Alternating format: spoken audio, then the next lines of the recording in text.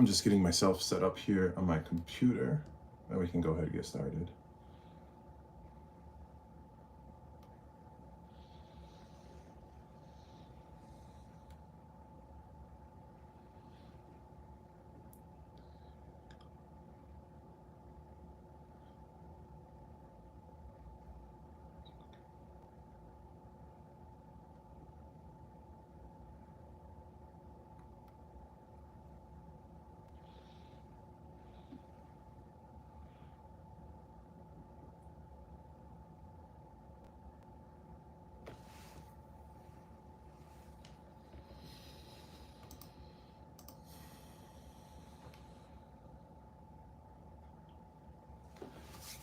All right, ladies and gentlemen, welcome to my, I usually say welcome to my kitchen, but I'm actually sitting at my desk right now.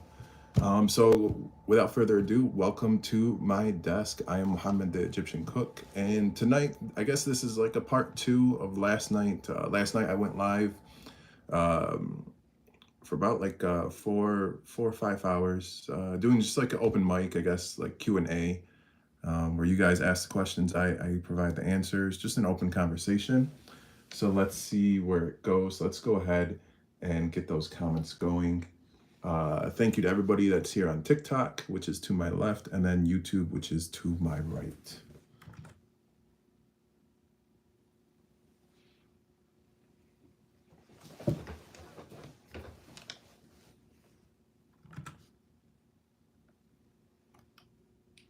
All right, we got some comments coming in now. Very good.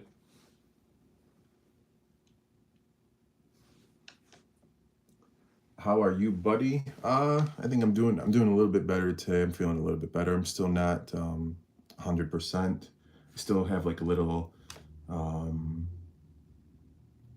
like irritation in my throat. But hopefully by tomorrow I'll be back at 100%. We already got our first okay khalas in the we have a few people actually. So Ferris is just saying khalas. Ferris, if you were in the live last night, with the khalas, you got to include the okay khalas because the okay is what triggers the hand movement. So it's okay khalas. You can't just say khalas. It feels, it's like it's essentially it's like having peanut butter without jelly. You can't do that. Well, you can do it, but you need both. So it's okay khalas.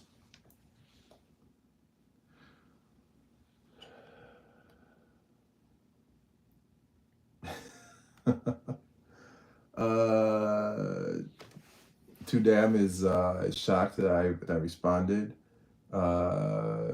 to your comment. Of course, I'm going to respond to your comment. If I see it, I'll respond to it, especially in the lives. Just try to keep it positive, no negative energy, please, and thank you. You're feeling good now. Very good. I'm glad that you are. You should have been feeling good even before I responded to your comment, but I'm glad that you're feeling good. It's like eating molokhia without aish. Oh, see, when I eat molokhia, I eat it without aish. I actually eat it with, I'll usually make ruz b'sha'riya like on the side, and I'll put the ruz in a bowl. So for those of you who don't know, ruz b'sha'riya is Arabic for vermicelli rice. So I'll make the vermicelli rice, and then I'll put it in a bowl, and then I'll pour the molokhia on top. Yeah, I like every blue moon, I'll eat ملوخية with aish, but with the ruz, that's my go-to.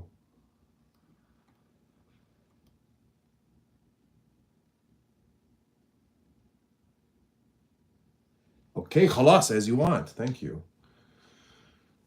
Is my response to that.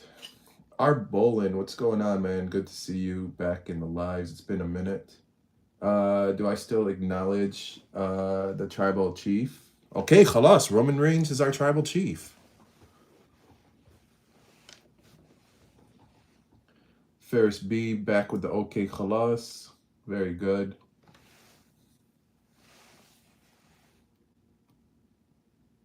Okay, Arbolin, I'm gonna be honest with you. So I have not been keeping up with wrestling in like I've been watching like 5 minutes here and there, just like casually.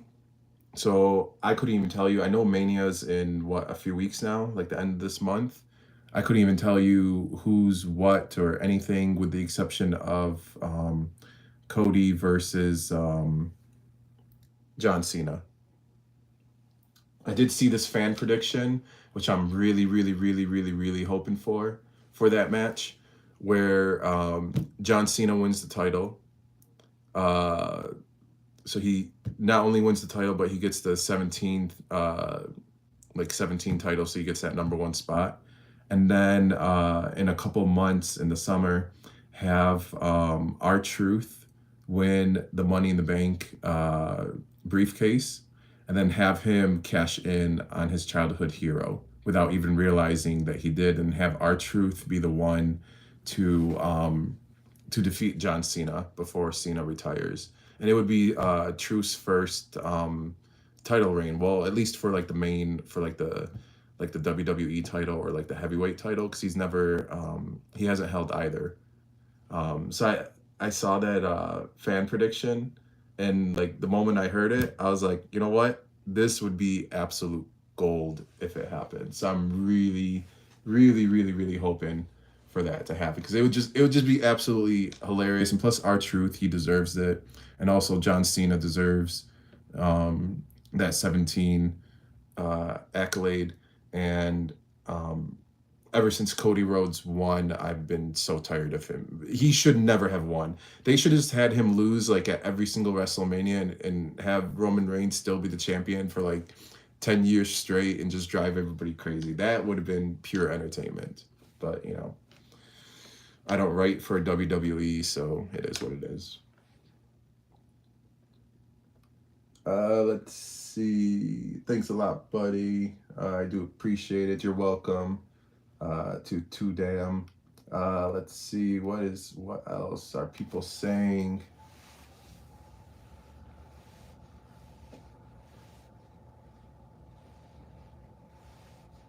Lufty is saying that you're gonna demolish Kushari. Okay. Rice for you too. I mean, there is rice in Kushari, so you know, that is a win.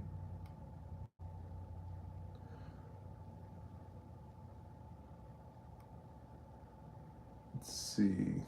By the way, I love your content so much. I used to watch it a lot. I feel so proud when I see you. Very good. What of all my videos thus far, which has been your favorite, and have you tried any of my recipes? Our Bolin is saying, love your videos. I haven't been keeping up with the wrestling much either. It's okay.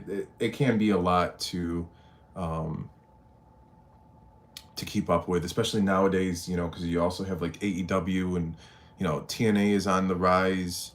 And, you know, you have all these like brands from across the ocean, you know, like New Japan, that are becoming more mainstream here. Like before, it was just WWE, especially here in the US.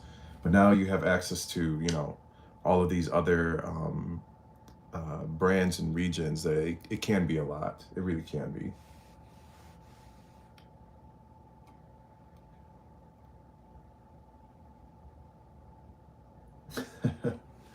Our Bolin is laughing as R-Truth as champ. It would be like if they did it right, it could really be like, it could be an amazing story for them to tell.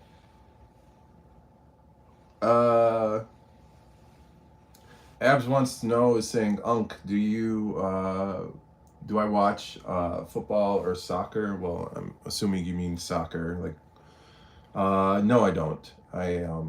I don't watch. I generally don't watch like sports, unless it's the you know, for each perspective sport. Like, you know, if it's the World Cup, I'll watch that. Or for basketball, I'll watch the finals. For football, I'll watch the Super Bowl. But I don't watch the entire season, because it's just too much TV time, and I try to minimize my TV time to as low as possible.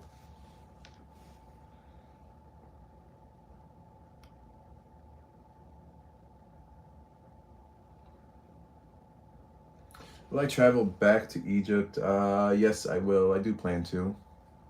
I don't have anything booked right now on my schedule, but I do plan to definitely travel back to Egypt. Fun fact: Truth was the first Black NWA heavyweight champion. Won it back in 2002 in TNA. Did not know that. I like R-Truth. He is definitely underrated.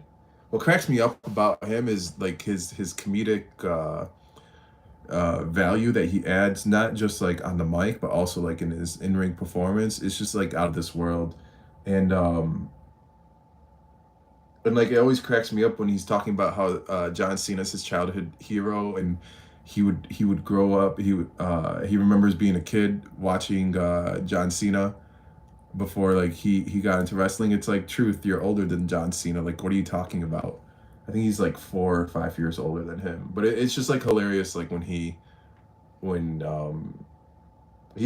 just very entertaining both on the mic and in ring. And plus another thing too, if you think about it, he has adopted all not all, but like most of John Cena's moves as well.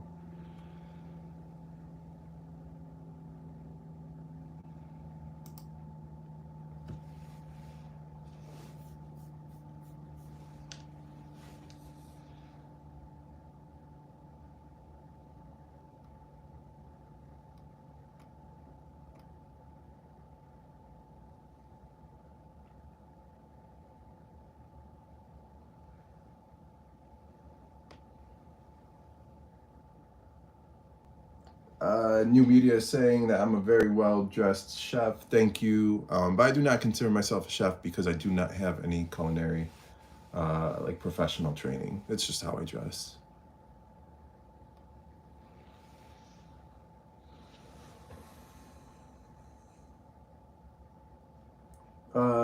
Chicken fried uh, chicken fried dippers. That's a cool, interesting name.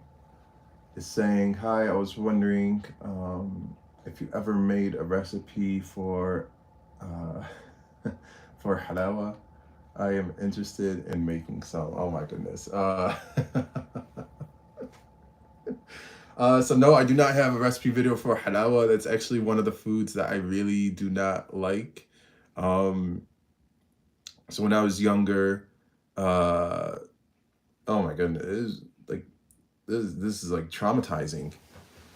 Uh, so like back in like elementary, so I used to really love halawa. I really would. Like I would eat it all the time. And then back in elementary school, um, for lunch, mama would make like sometimes like peanut butter and jelly and whatever other like fruits and stuff. But then other times it would be like a halawa sandwich, but like it would be like with the thick whole grain bread, and like it would just be like a thick cut of halawa smacked between um the two pieces of bread. And it would just like get like so dry, and it's just like so much, like especially with like the whole grain bread and all that. And so yeah, so like over time, over a short period of time, um like I just do not like halal anymore. It's been, oh boy, like 20 like 25 years at least since I've had halawa. But in all seriousness, it is on my list of things to share a video for, because even though I know there are people like yourself um, who still enjoy halawa, so it is unfortunately on my list. Thank you, Arbolin, for the I don't know, like I don't know what that symbol is. It's too small for me to see, but thank you for the gift. Let's see what else people are saying.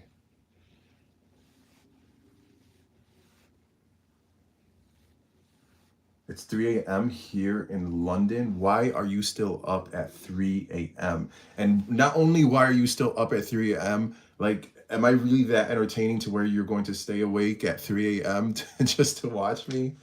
Um, that's pretty insane. So it's 3 a.m. in London right now. It's 9:55, so basically 10 p.m. over by me. So it's a 6 hour difference between the two of us. Thank you for joining in. Let's see.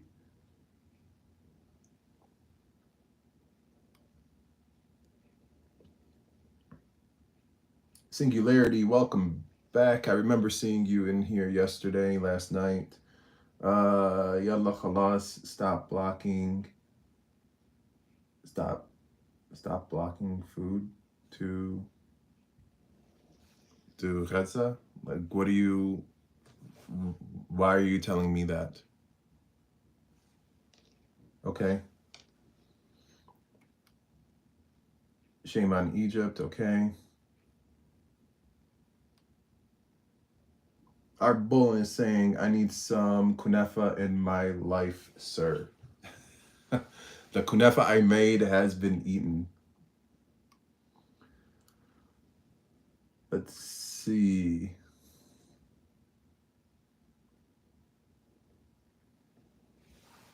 Apna is saying, I love lahma. Very good. That's an amazing comment to share. Let's see.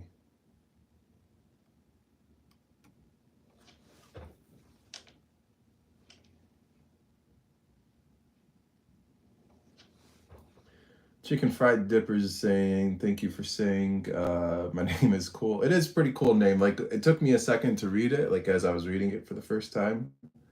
Um, I didn't see that there was the double D at the end. So I was like, at first I was like, what? Does that say Ippers? Like, am I missing something? Then I looked at it again. I was like, okay, there is the second D. I was like, that makes sense. Makes sense. Chicken Fried Dippers. But yeah, so thank you for saying my name is cool.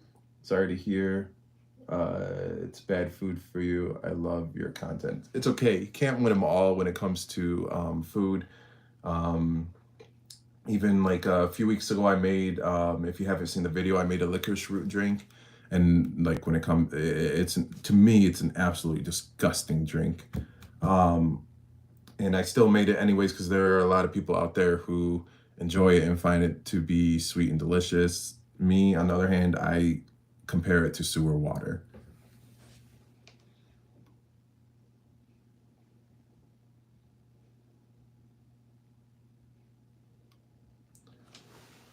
Thank you, Art Bolin, for the other gifts. Thank you, Lofty, for the gifts as well. I appreciate both of you. John wants to know, when will I make a meal or a mahshi grape leaves? So that is on my list. So the grape leaves, like over by me, that you buy like already prepared, like in a jar, like just the leaves themselves, they're usually hit or miss. Like during this time of the season, in about like a month or so, that's when the grape leaves will start to grow like naturally, and they'll be in season. So we actually have a spot near us where we can pick them like ourselves. So in about like a month or so, I'm planning to make mahshi wara anab.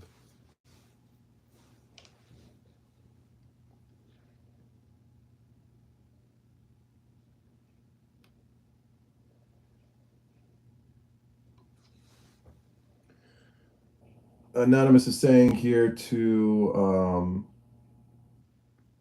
3:55, can't sleep, just wake up. Or just, yeah, just wake up. Okay. So it's pretty early over by you. Starting to get late over by me.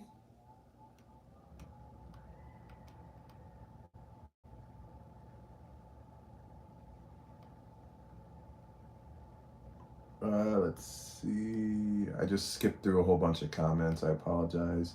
We need more lahma and kunafa. I agree. We definitely need both. Or what if, I did something wild and put lahma in the kunafa? I'm not gonna do that. I wouldn't. Mm-mm. TJ is saying, keep your energy You are fire. Thank you for the content. You're welcome, TJ. Thank you for your comment. I appreciate you.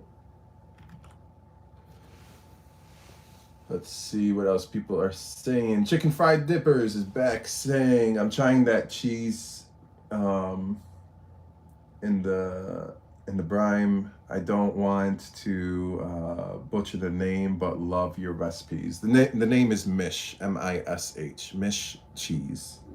That's how it's said in English and in Arabic. Mish cheese. And that cheese is really, really, really, really good. Mm-hmm.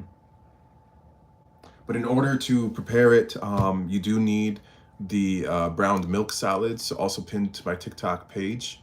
Right next to it, you're going to see a video titled Milk Salads. Morta in Arabic, Morta, is the like English spelling for it.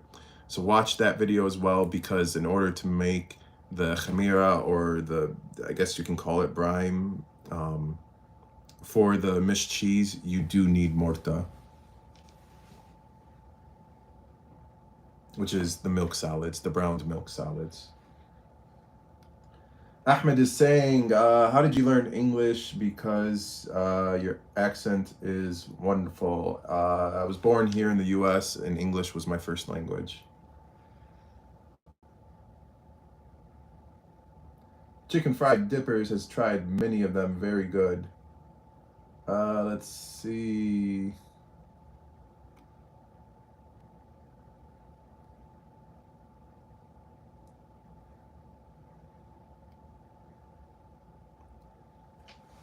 John is saying, my aunt has a grapevine to get them fresh. Very good. That's the best way to do it. Much better than buying it in the jars, because sometimes, when you buy in the jar, you can't tell by looking at it. Sometimes it will be like a jar of giant leaves, and other times it will be tiny leaves. So it's hit or miss. And even with the texture of it, it could be a little bit different. So if you can get it fresh, that is much, much better. Joe is high. Okay, that's good to know. Is asking how to make Shorbet Kawara. Okay, that's a good one. So that's beef hooves. So I do have a recipe video for that. It is, I did make it like about 6, 7, 8 months ago. It is on my TikTok. It is on my YouTube. It's also linked on my website, which is linked in my bio, theegyptiancook.com. And if you can't find it, send me a DM, and I'm more than happy to send it to you.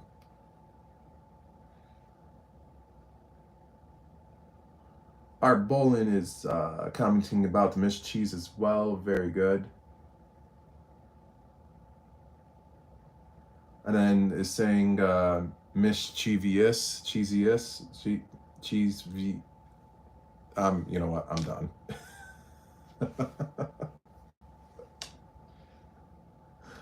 Let's see. River is saying, okay, khalas, I need morta. And my response to that is, okay, khalas, go watch the video on my page. Let's see. Chicken Fried Dippers is saying, oh, I didn't know that. I'll give that a watch. Very good. Yes, so the milk salads, you essentially get it from melting down like regular sticks of butter to make the clarified butter. So you harvest the clarified butter, and you harvest the milk salads separately. Then you add a whole lot of salt to it, you brown it, and then to make the mish, you have to essentially ferment the milk, aka spoil the milk, to where it essentially forms like a yogurt, and it separates from all the water that's in milk. And you add the morta in, and then you add the cheese in, and then you just put it in an airtight container, and you just forget about it for at least a year before you eat from it.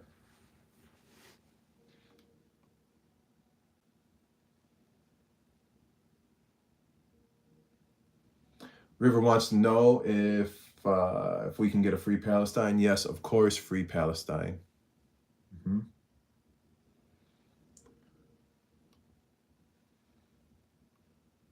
Joe is high. How are you still high, man? Like seriously.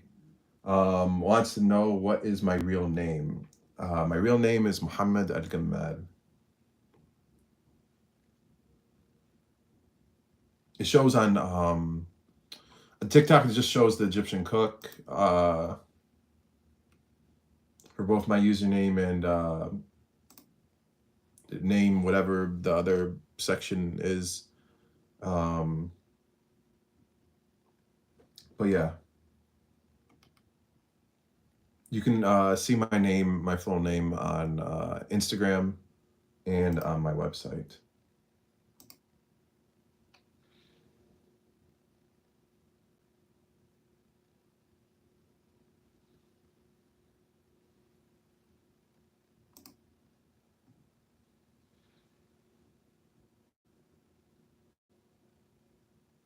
Joe's hi. What are you going to change your TikTok name to? And how did you what originally prompted this name?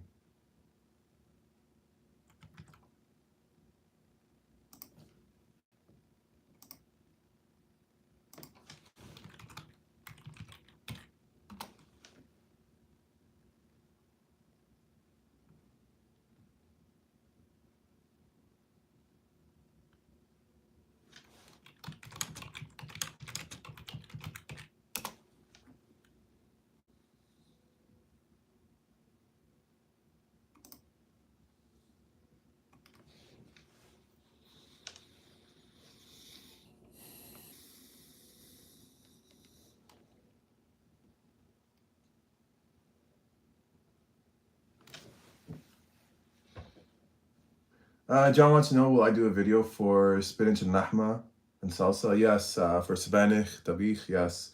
It is on my list of foods to make. All essentially all types of even like fasolia is on my list, similar but with green beans and lahma and salsa. What else? Lobia, the black-eyed beans, also lahma and salsa. hmm Cass is saying, inshallah, you'll heal. Thank you. Ambivert is saying, Habibi. Okay. Let's see. John is saying, my mom uh, is gatekeeping the recipe from me. Wait, John, which oh, for the spinach, that's what your mom is gatekeeping from you? Let's see.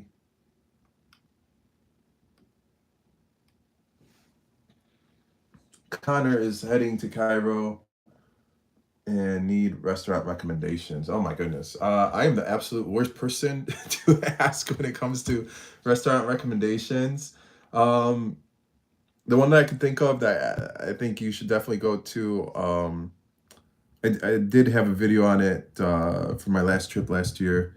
Food Wahid. If you really enjoy food, definitely give them um, a try. Where else did I go? Oh my goodness. I'm honestly like when it comes to like restaurant recommendations in general, I'm like the worst person to go to because I don't like going out to eat. I'd rather have a home cooked meal.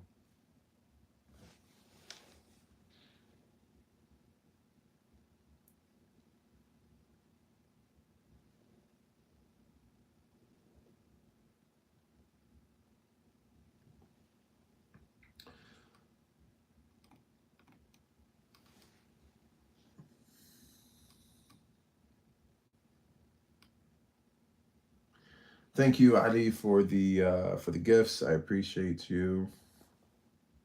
Dead Dan, that's an interesting username.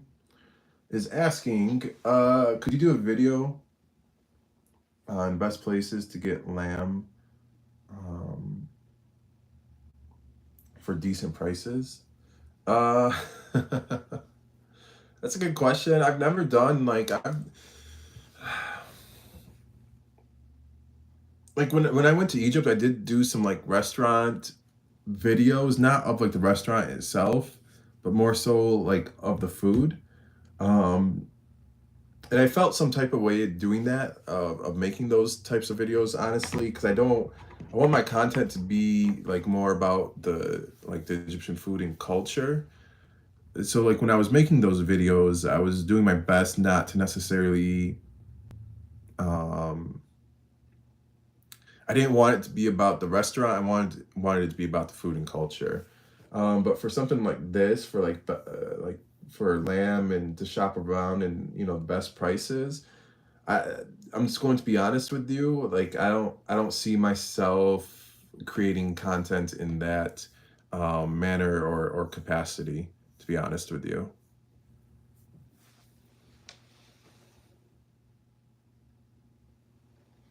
John is saying his mom is gatekeeping all of her recipes. Okay, John, the next time your mom is cooking dinner, just, casually make your way into the kitchen and ask her what you can help her with. And then that way you can you're essentially like infiltrating in a way. Hopefully something like that would work. Or she might see right through it and, and tell you to get out of the kitchen. So it could go one of two ways. Connor, no, it's fool, like FOL, or it's going to be spelled like FUL. Either FUL or FOL, and then WAHID. Two words.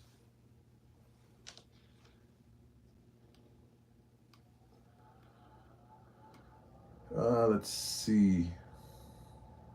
Well, Joe is high. He made the correction. Thank you, Joe. Appreciate you. Adi is asking, do you know any chickpea soup recipes? My mom combines it with lamb, and it'll make you go caveman. I actually do not know any like chickpea soup recipes. Like generally speaking, anytime I've ever had chickpeas, it's either been um, like in the form of hummus, with a salad, or with koshery. I've never had it with soup. Connor's thanking Joe. Yes, thank you, Joe. Mutman is saying, are you going to Egypt anytime soon? I would like to, but I do not have anything planned.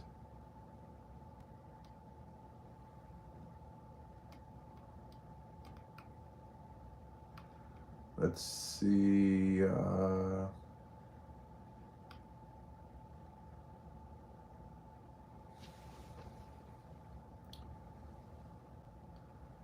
Team Torba is saying, love your content, waiting on koshery video. The khalas joke aren't funny though and feel forced.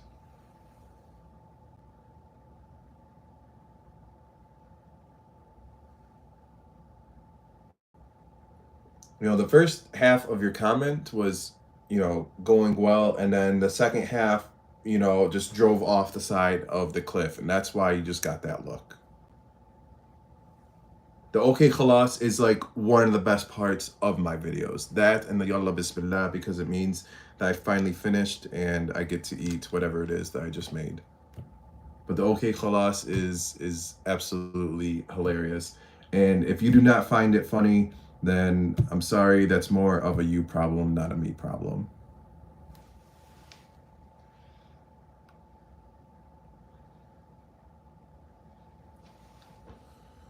MJ is saying, I love your content. I married an Egyptian man, and you have helped me prepare his favorite meals. Very good, MJ. What so far have you tried? What has been the best that you have made so far?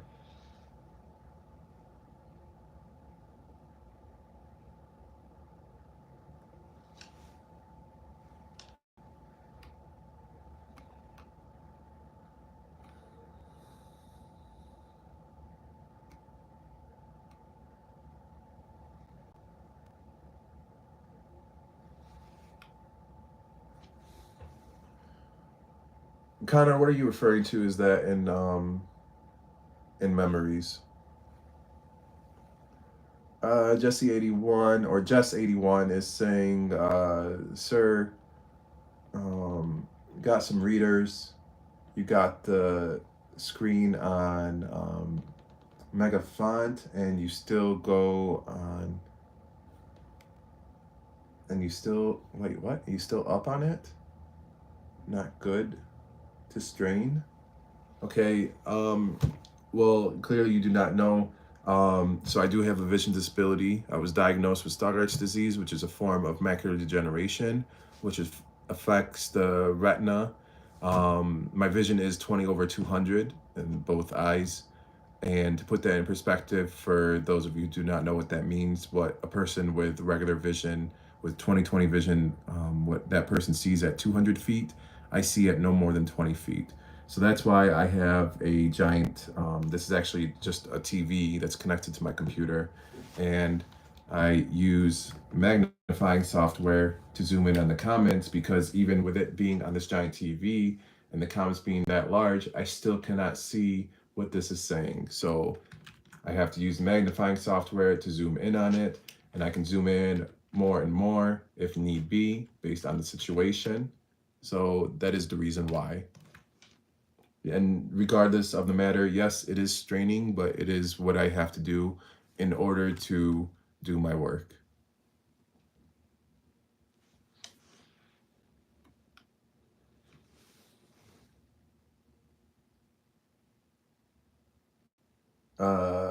Schwarzer, if I'm saying that right, is saying thanks to you, I've tried some great food. Thank you. You're welcome. What have you tried thus far? Let me know.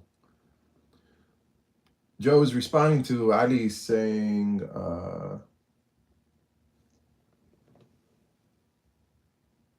guess you mean hadabas. Are you referring to that chickpea soup? I think maybe.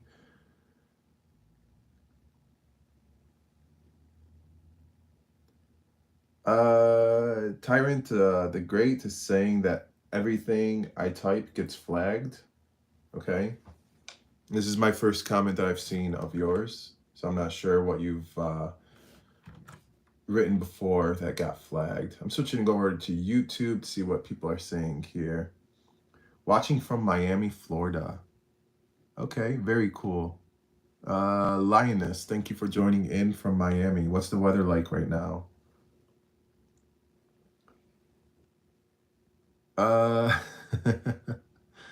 Tatooine is saying, Assalamu alaikum, Yahi. Why do you wear a suit when you cook? It's just how I dress. It's part of my brand.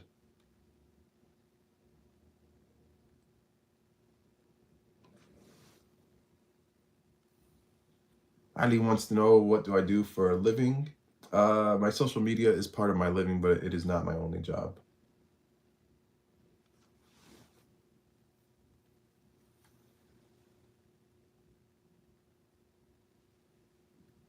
Kwame is saying, Assalamu alaikum, brother.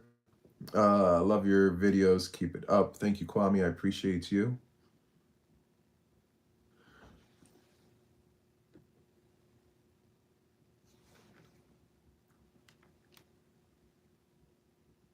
And then Yasina is saying, what am I looking at? And good evening. I'm looking at my computer screen in order to read these comments. And then Linus is asking, am I married? Can I marry you? No.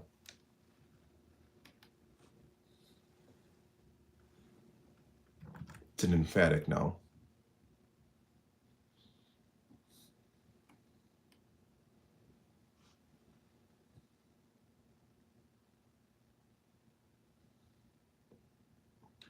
All right, back over to TikTok. Let's see what people are saying. Let's see. Idealist is saying, hey man, I love your videos. My parents are Egyptian too, and they've been trying your recipes. Very good. That's exciting. Way too geeked up. Okay, it's a cool name.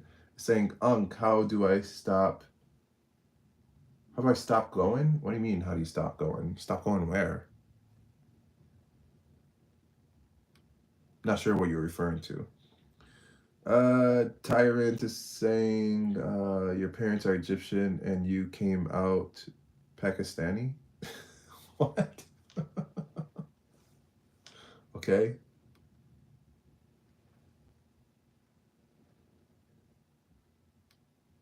All right, let's see. Idealist is responding to Tyrant saying, LOL, I'm American Egyptian. You're Egyptian American, not American Egyptian. Get it right.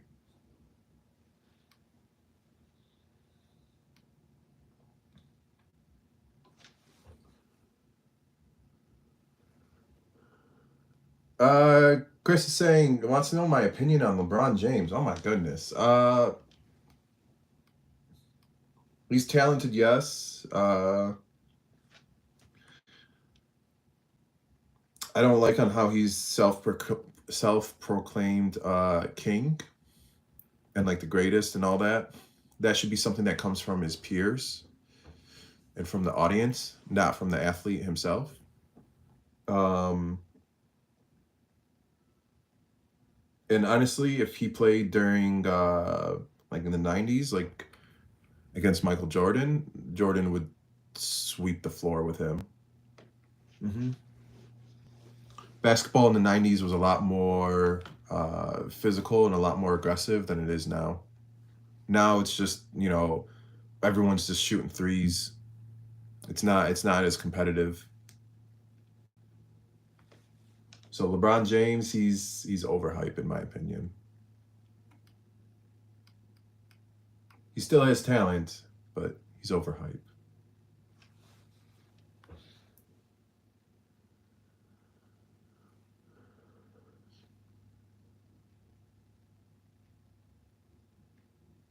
Jess is saying the Tyrant, it's so wired, it's got to be legit. I have no idea what you guys are talking about. I think you guys are having like your own sub conversation going on right now. Cacti is saying you're too close to the screen. I have no other choice because my vision is not the greatest. I have macular degeneration, so this is what I have to do in order to see and read. I do have to get close and I have to zoom in.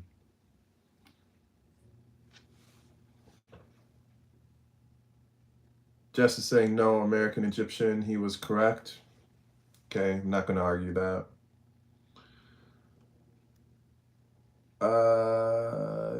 Naji2 wants to know what do I do in my free time. My most favorite thing to do is go to the movies and like any new release movies. Just going to the movie theaters. It's my happy place. DC, uh, DC Vavid, what? DC Vammed? DC Vammed is saying Khalas.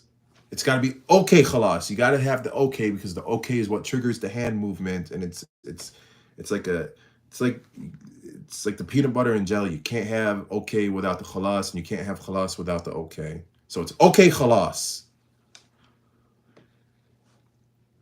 Just saying, get glasses. For what I have, there are no corrective lenses. I think I would have thought of that instead of spending, almost 30 years of my life doing things the way that I do.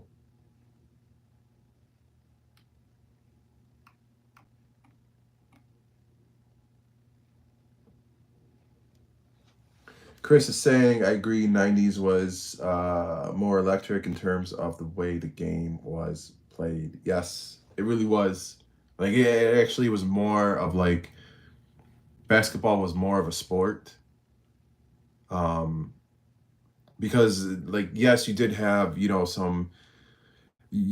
people like Jordan, for example, who did stand out, but then it was more so like about the teams. Like people would talk about the teams back in the 90s. Yes, they would talk about specific athletes as well too. But like nowadays, I feel like people more so talk about, the individual athlete rather than the team. So it flipped, Like the scale like flipped in a way of how the sport essentially is. So like when people compare, they try to compare like from like a statistical standpoint, like, oh, like LeBron has X number of points and X number of this and whatever and blah blah blah, and Jordan only has this many, and it's like, okay, they're playing in two completely different like eras of the game and styles of the game. So it's just like it's just one of those things like there's really, I'm sorry, like he would get eaten alive if he played in the 90s. It'd be very entertaining though. It really would be. Cuz then he would also be a completely different athlete. He wouldn't be, I don't think like if he tried to self proclaim himself like, like the king as he does now, I don't think that the audience or the fans would allow him to in the 90s.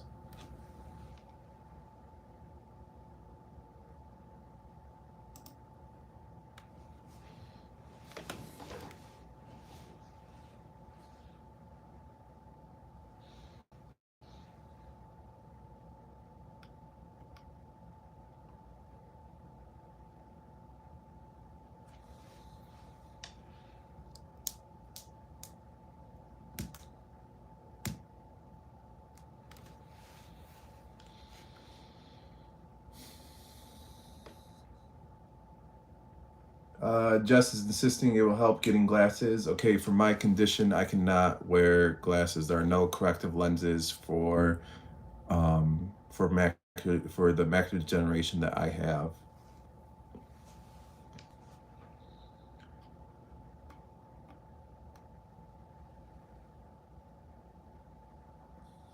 Ellie's asking the same thing. Look up Stargardt's disease, and you will find that there are no corrective lenses that help people with this condition.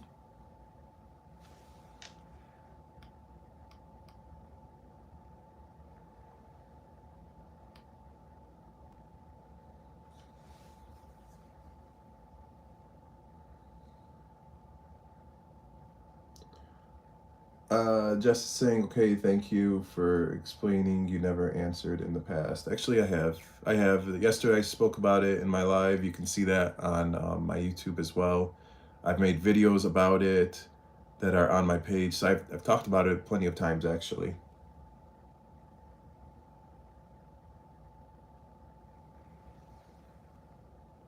Adam is saying, bro, talking in Egyptian, I would love to, but Egyptian is not a language. Asad is saying, what is your favorite Egyptian dish? Molokhia, without question. But it's gotta be like really thick. It's gotta be like thick on the molokhia. It's gotta be, and it's gotta have extra garlic as well, the fried garlic.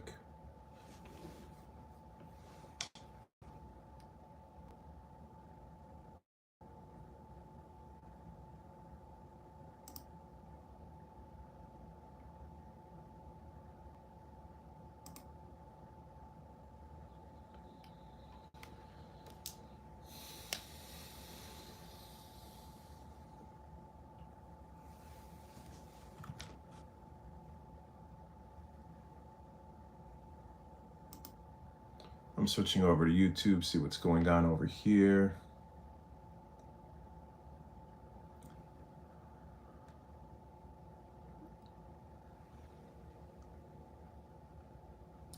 Yasina Roca is saying good evening to you too. All right, let's switch back.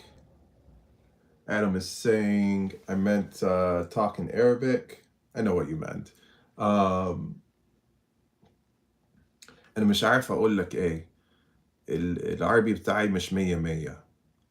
So for those of you who don't know, I just said in Arabic, I don't know what to tell you. My Arabic is not 100 out of 100.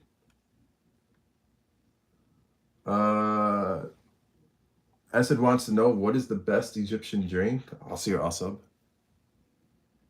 which is a sugarcane juice. So I do have a video of that I posted on my page back my last trip to Egypt.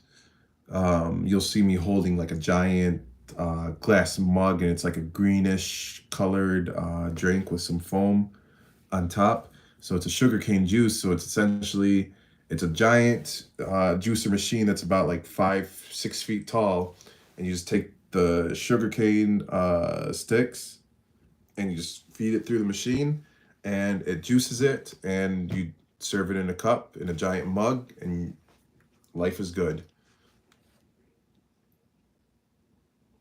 If you haven't had it, I highly recommend you try it. I've tried it here, and if I said I'm not sure if you're located here in the U.S. or elsewhere. I've tried Asir Asab or sugarcane juice here in the U.S. and it's not the same because here they'll have smaller machines like a countertop machine and whatnot. It's just not the same, and it doesn't have that green. It should have like a lime green, like a mint green color to it. But here, when I've had it, it had like a brownish color, and and like it was just like really, it wasn't that good. It really wasn't. Um, it just hits a lot differently in Egypt, and it's so much better.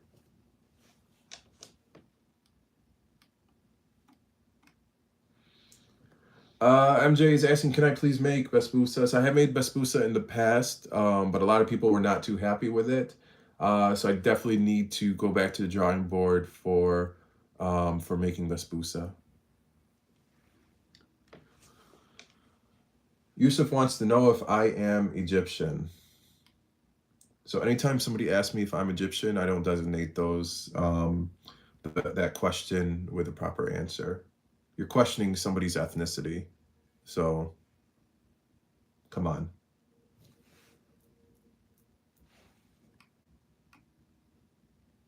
Okay, then you later said, "Oh man, you are Egyptian."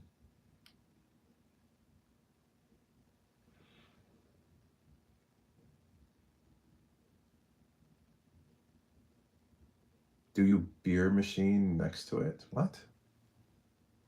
What are you talking about? Do I beer machine? No.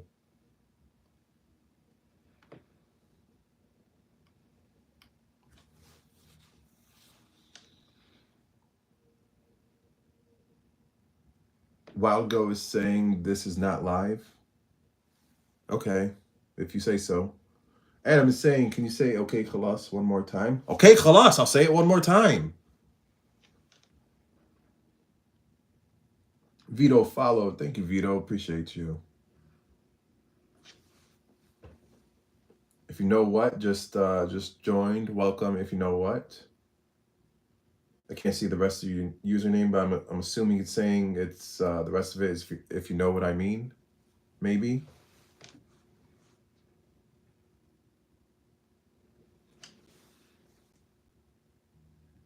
Who followed the host? Okay. Thank you.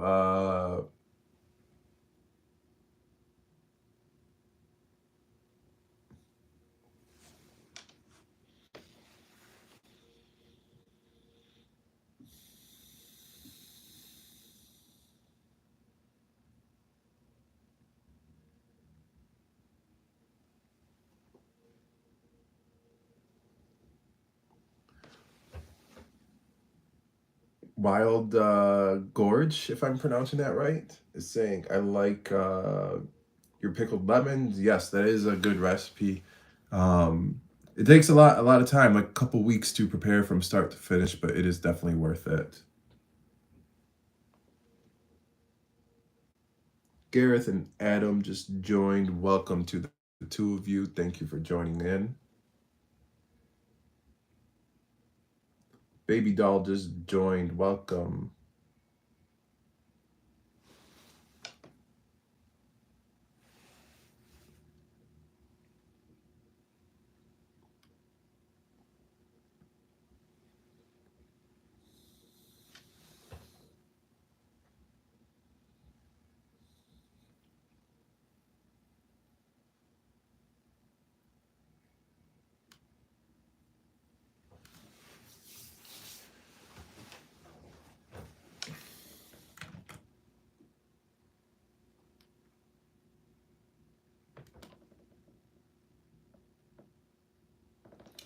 All right, over on YouTube.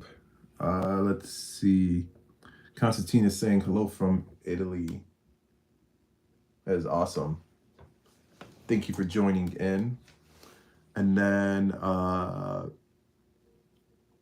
Aiming to Game is saying, have you ever wondered how far you can... What? No. I'm not even going to continue reading this. This is too inappropriate.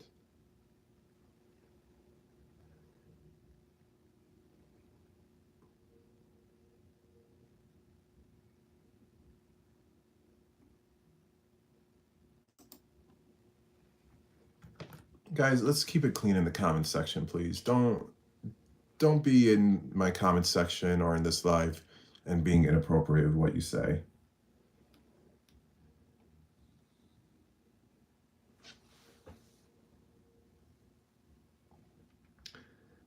Cowboy and Bandit's mom, welcome back, is saying 2 nights in a row. How lucky am I? I mean, I think you were lucky before me, but I mean, thank you for the compliment, I guess.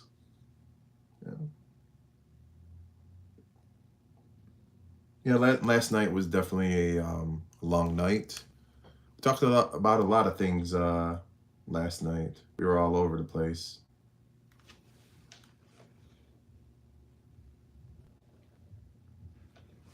Let's see. BST is saying, we have made the best booster cake 4 times and love it. Thank you. You're welcome. 4 times? Oh my goodness. I've only made it once since that video. Well, that was the only time. I haven't made it again since I posted that video. I think I posted that video in like July or August, I want to say. Yeah, so it's been a while for me since I made it.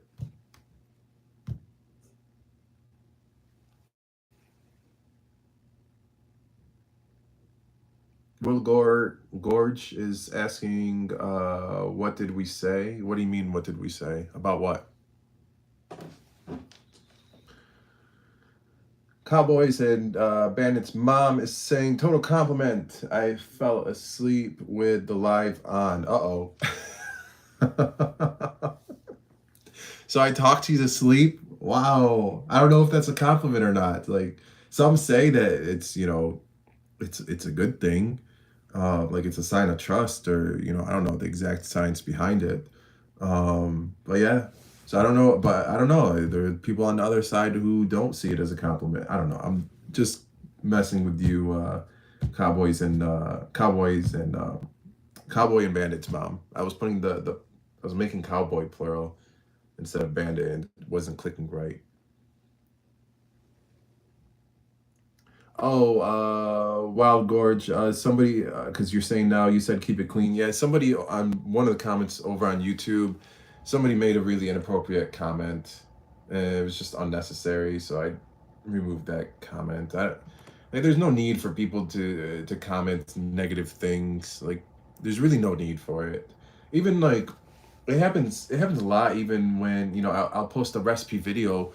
It's like all I did was cook whatever food, for example basbousa. Who cares if I made it differently? But then like some people, yes, you can express your opinion, like, hey, our family, we do it this way, we do things a little bit differently.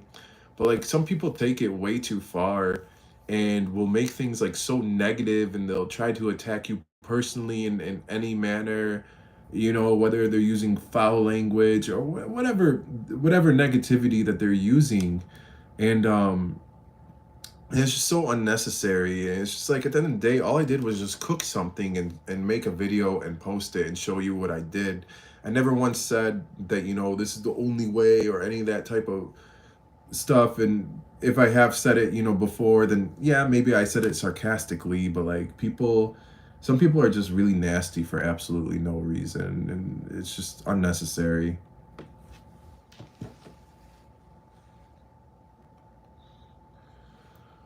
Let's see.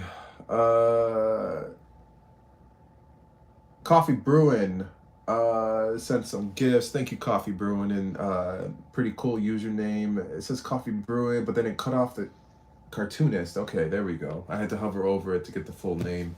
Um, because it didn't show the NIST of cartoonist on my screen until I hovered over it with the mouse.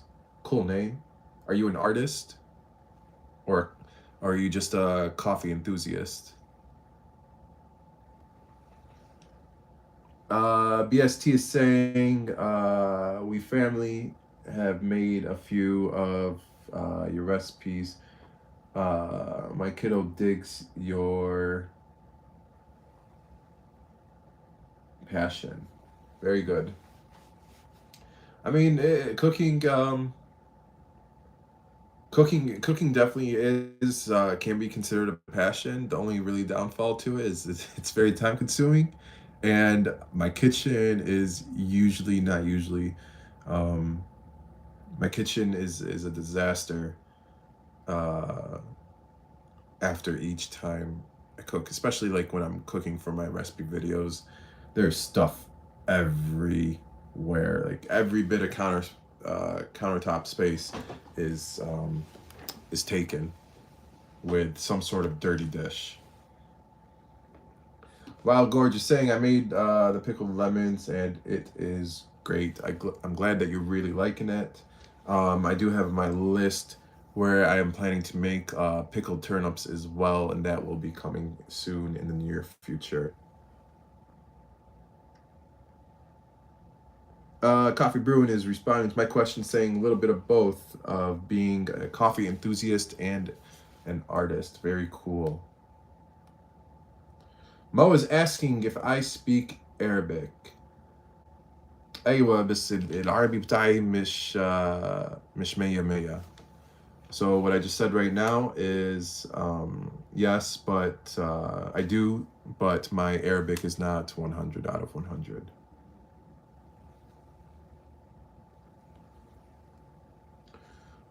Awkward, and I didn't get a chance to read your full username. Just joined. Homer the plane is just joined. FYD just joined.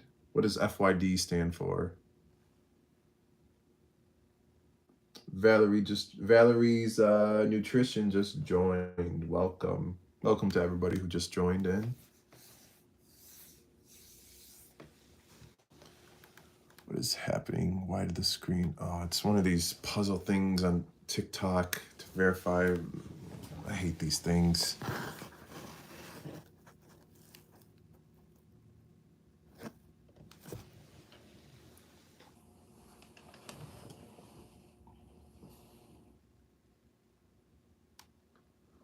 Omar the plane is saying, okay, khalas.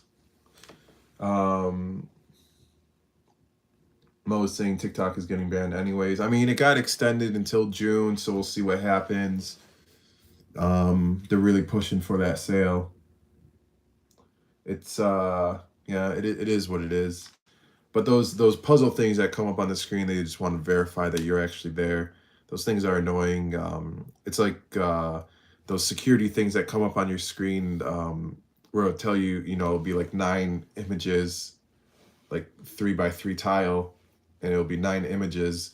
And it'll tell you, like click all pictures that have a car. And you're just like, okay, like this one definitely has a car. This one definitely has a car, but this one has like what looks like a corner of a car. Those things are annoying.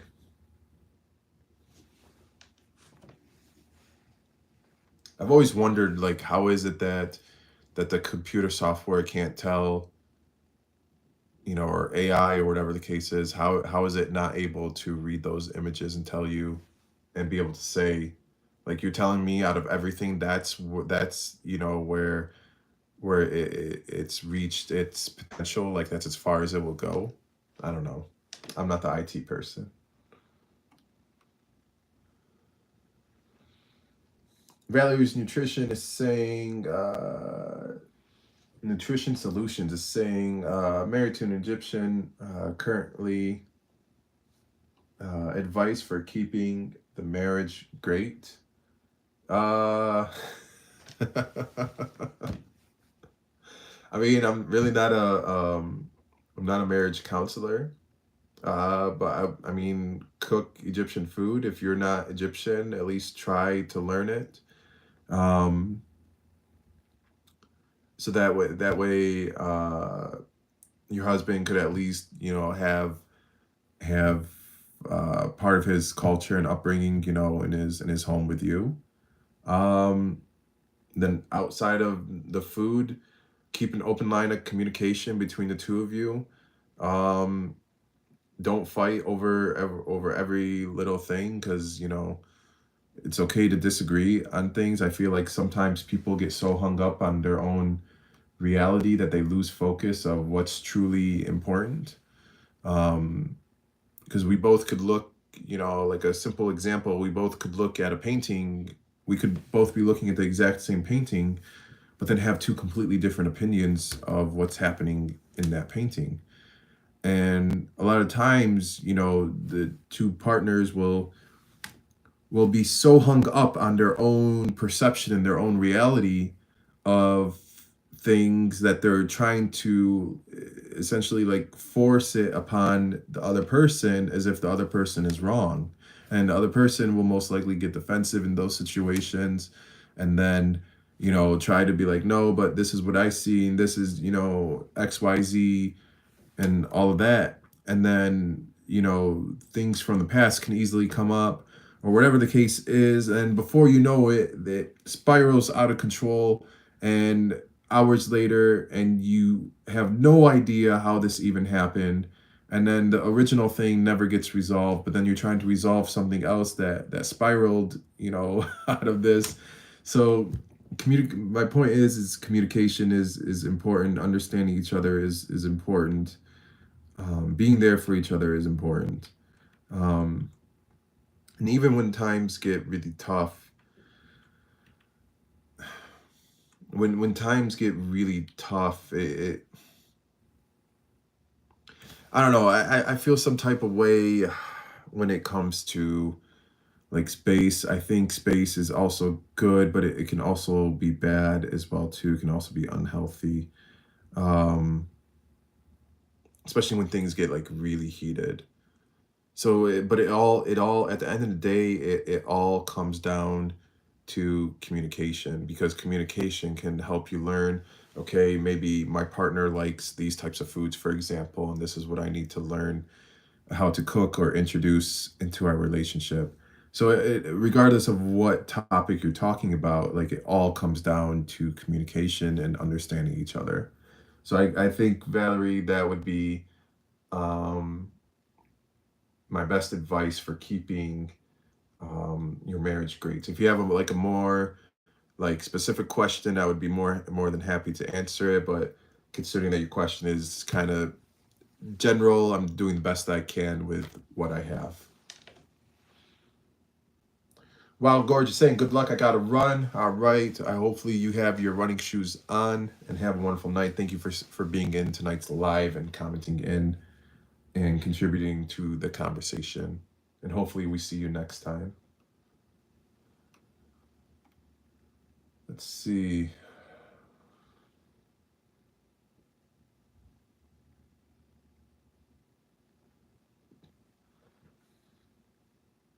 Mo is saying to Valerie, that's a weird question. It's really not a weird question. It's okay.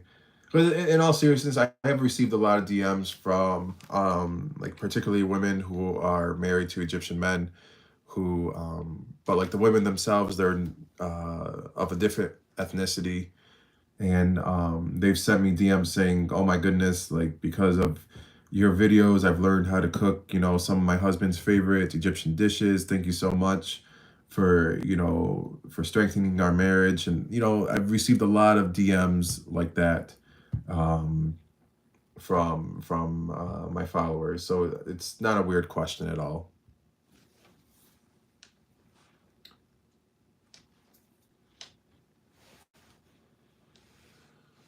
Let's see.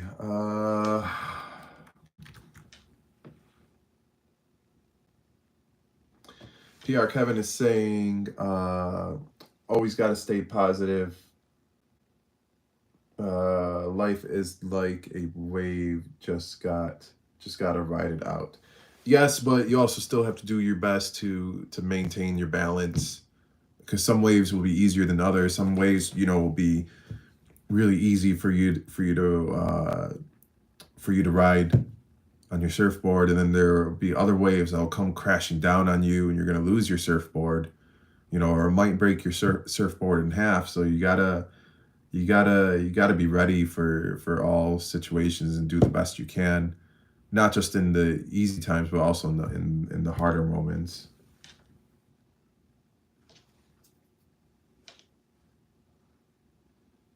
Fat Cat is saying Salam Mo Dunya. So Dunya is Arabic for Mother of the World, which is a common nickname for the country of Egypt.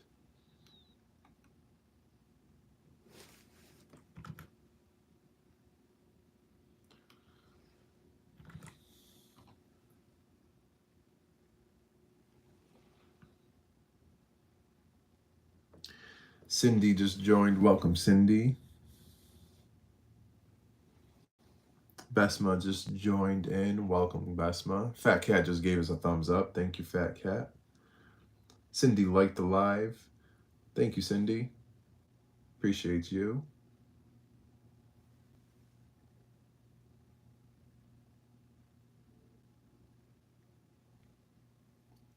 All right, so I'm going to share a.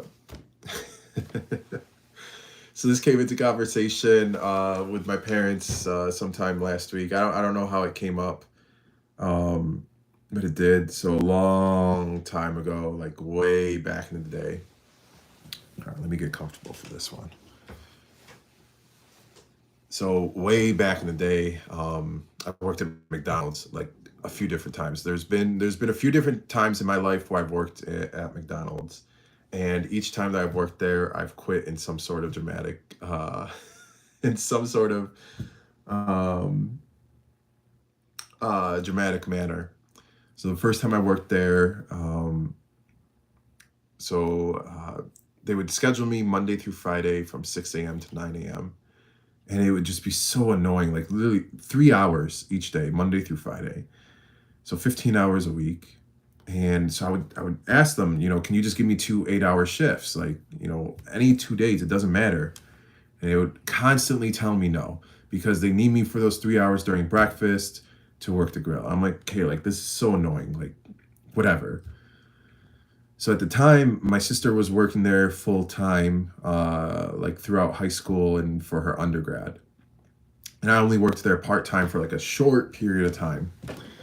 So I would go in, whatever, work my 3 hour shift, and I would be so sick and tired of it. Like, this is annoying.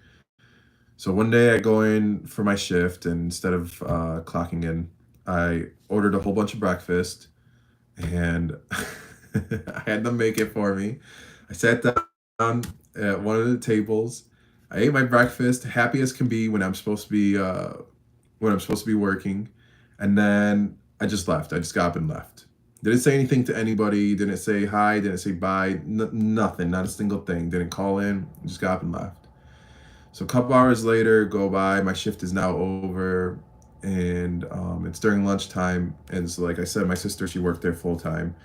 And I came into conversation, like one of the managers was asking, like, what happened with your brother? So she said, I don't know, which was the truth, because I didn't say anything to anybody. I just did what I did. And so, like, as this is happening, the assistant manager, he's looking out the window, and across the street, he saw me because I was still in my McDonald's uniform. What I ended up doing is I went door to door to every single business on that road, on both sides of the road.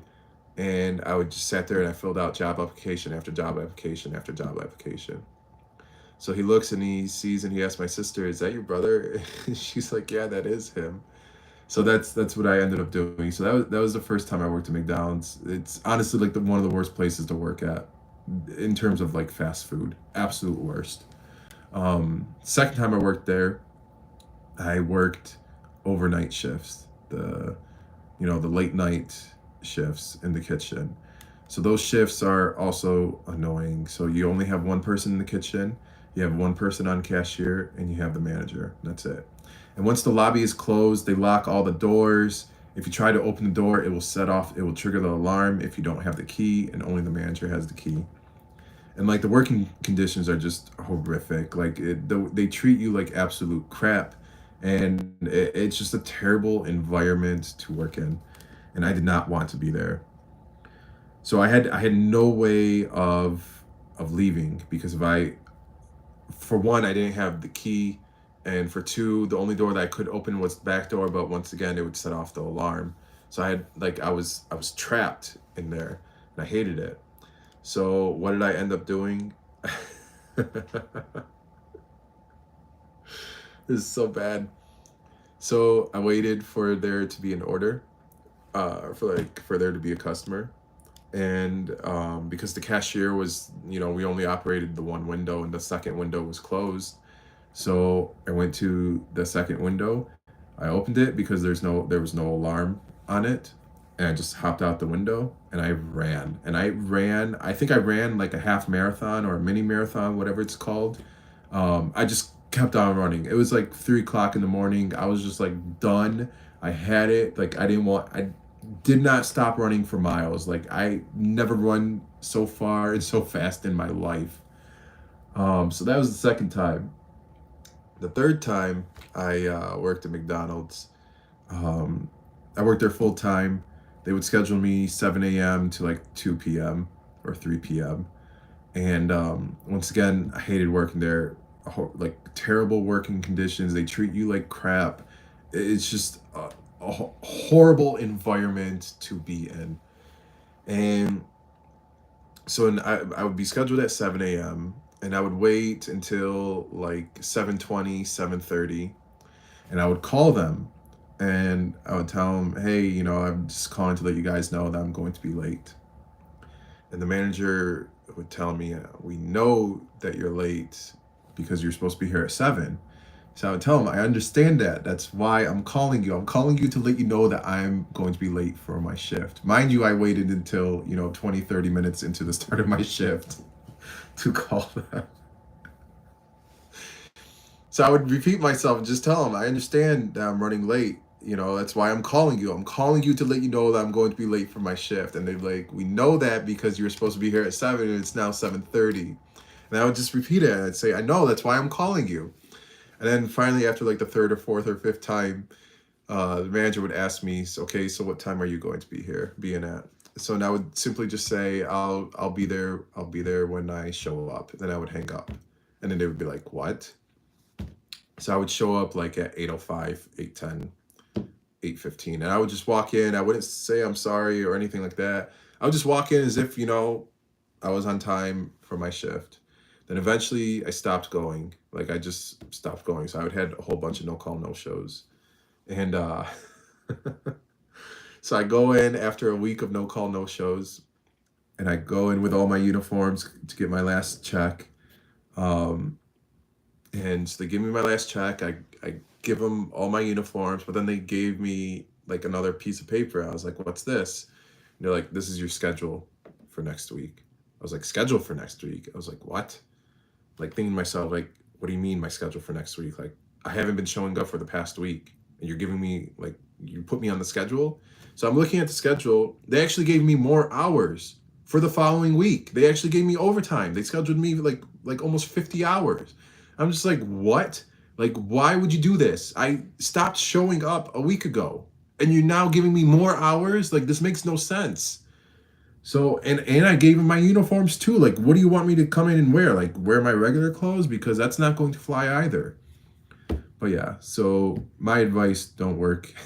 Don't work in fast food. Because it's just terrible, terrible environment. It's not good for anybody. It really isn't. Where in Egypt am I from? I am from, my family is from Cairo, but I was born here in the US. Bulldog Mom, welcome back. Good to see you again. Just go on. What are we talking about tonight? Well, I just finished my McDonald's story. We can talk about anything tonight. Just try to keep it positive, please. Not just specific to you, Bulldog Mom, but to everybody in the chat here with us. Coffee Brewing is saying, sorry, left mid sentence.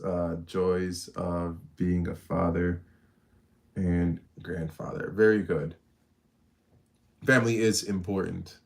I'm glad that you have those priorities set in place. Cindy is saying, love your food videos. Thank you, Cindy. I appreciate you. I love your comment. Mary just joined. Welcome, Mary Ah.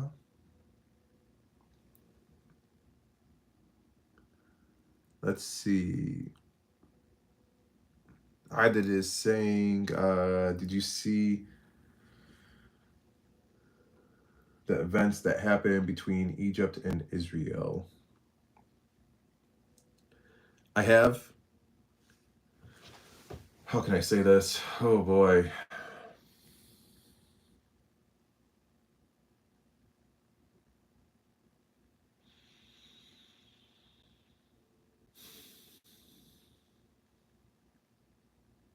Thank you, Cindy, for the gift as I'm trying to put together my words in response to Aided. I do pay attention to the news, like the state of the world, and the war that's happening, the genocide that's happening. The challenge is with, how can I say this? First and foremost, I do stand with Palestine. I do 100%. There's no question about that. And this is a conversation that I've had with my family and friends like multiple times, is being able to find that balance with my platform of how I can incorporate like these types of topics in with what I do um, on my platform.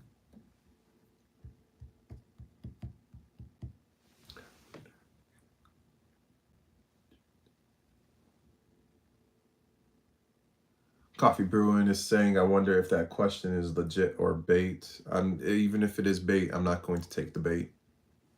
I'm not going to let anybody gaslight me in any capacity, especially on any of my videos or my live. Gloria is saying, I love ancient Egypt. What part are you from? From Cairo. So my father's side is from Cairo, and my mother's side is from a village called Tanta. If you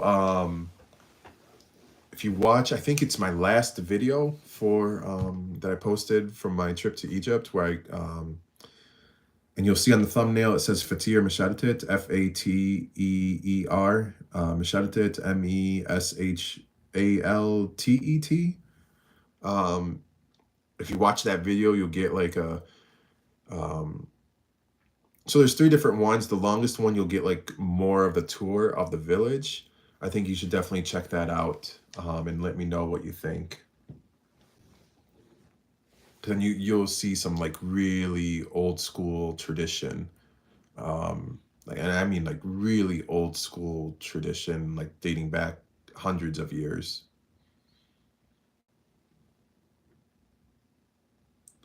That is also saying he's from Tanta. Very good.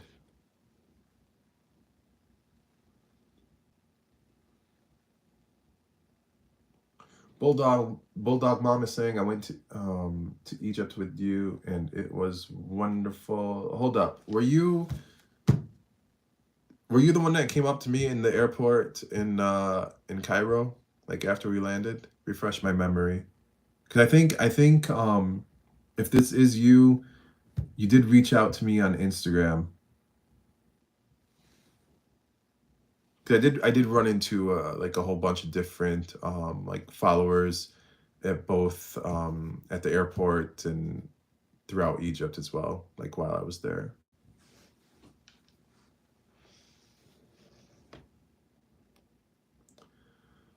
Let's see.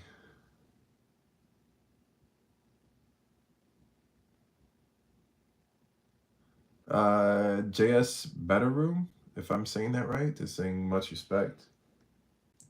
Handled it like a pro, taking notes. Appreciate you. Gloria is saying she loves all ancient Egyptian writing and stuff. Hieroglyphics are pretty intriguing. I wish that I could read it and understand it. It'd be really cool to because there's still a lot of stuff in like ancient Egypt that people do not understand. Even the new discovery of the tunnel systems um, that was recently discovered like underneath the pyramids as well. So there's a lot of cool stuff.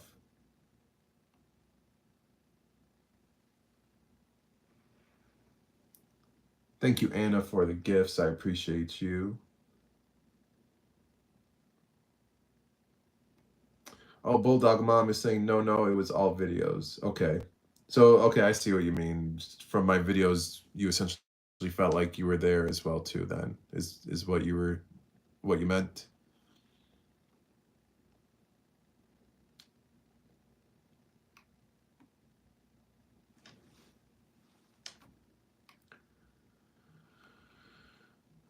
Bulldog Mom is saying, oh, I thanked you for taking us with you and explaining the food and customs. Okay, I see what you mean. I did have like right. So we had just landed at the Cairo International Airport, and while we were at baggage claim, uh, this lady, she came up to me, and how did she say it? And she's like, "Excuse me, are you the how did she say it? Did she straight up ask me if I was the Egyptian cook, or did she like lead it up to it? I don't remember if she asked me like first, like, are you online? Do you cook online? Or if she just straight up asked if I was the Egyptian cook. Um, but if she just straight up asked me, so she said, excuse me, are you the Egyptian cook? And like right when I looked at her, I said, "Where's the lahma?" And she started laughing, and she's like, "Oh my goodness, you're so funny. Um, I love watching your videos." And I told my husband, I think that's him when we saw you on the plane, but we weren't sure, and it is you. And she was super excited. And afterwards, she had sent me a DM on Instagram. Let's see. Cowboy and Bandit's mom is saying, "I want to go back to Cairo." I don't blame you. When was your last time when you were back in Cairo?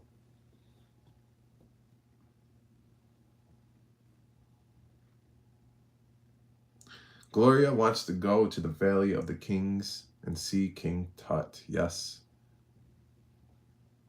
there's so much to see there. If you ever plan a trip to go to Egypt, you need to budget at least 2 weeks, like minimum 2 weeks, to be able to like truly enjoy and sightsee and take it all in. At least 2 weeks. 2010, really? That's it's quite some time. So before I went this past year, my last time before that was 2006. So I went a long time without going back home and seeing like any of my family. It's too long of a time.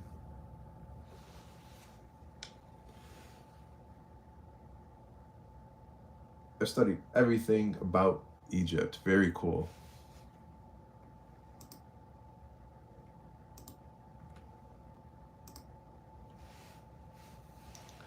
Uh, Bulldog Mom is saying, if I had seen you, I would have too. Um, I enjoy your videos and how handsome you are. Appreciate that, Bulldog Mom. I had a few people. I had a connection flight a few months back in Atlanta, and I had a few followers send me a DM like asked me like, "Hey, like by chance were you in Atlanta?" I'm just thinking to myself, okay, like this is like I was there just for a connection, so they must have seen me. So I told them, yeah. And there are a couple that said, this is so bad, but whatever, it is what it is. They said that they were too intimidated to come up to me and say hi. So, I told them, if you see me again, because I often travel like around the US. If you see me, don't be shy, say hi, I'll try to be nice.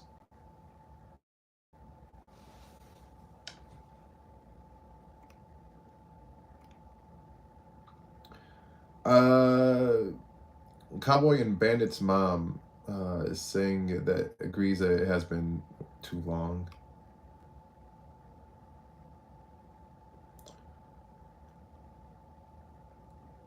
Gloria is saying, thank you. I drive my husband crazy because I watch everything on Egypt and the Titanic. Okay, that's an interesting combination of the two, of two completely different topics. Okay. What did you think of the Titanic movie, and how accurate would you consider that movie in comparison to the real events?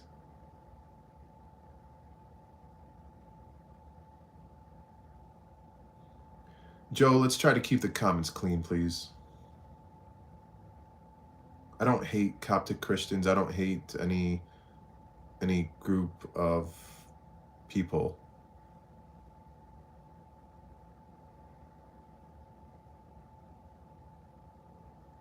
Cowboy and Bandit's mom is saying, I'll go with you next time. When are we going? I'm hoping to go sometime this year. Best time to go is in the fall time, though, because you get like the most perfect weather. That's for sure.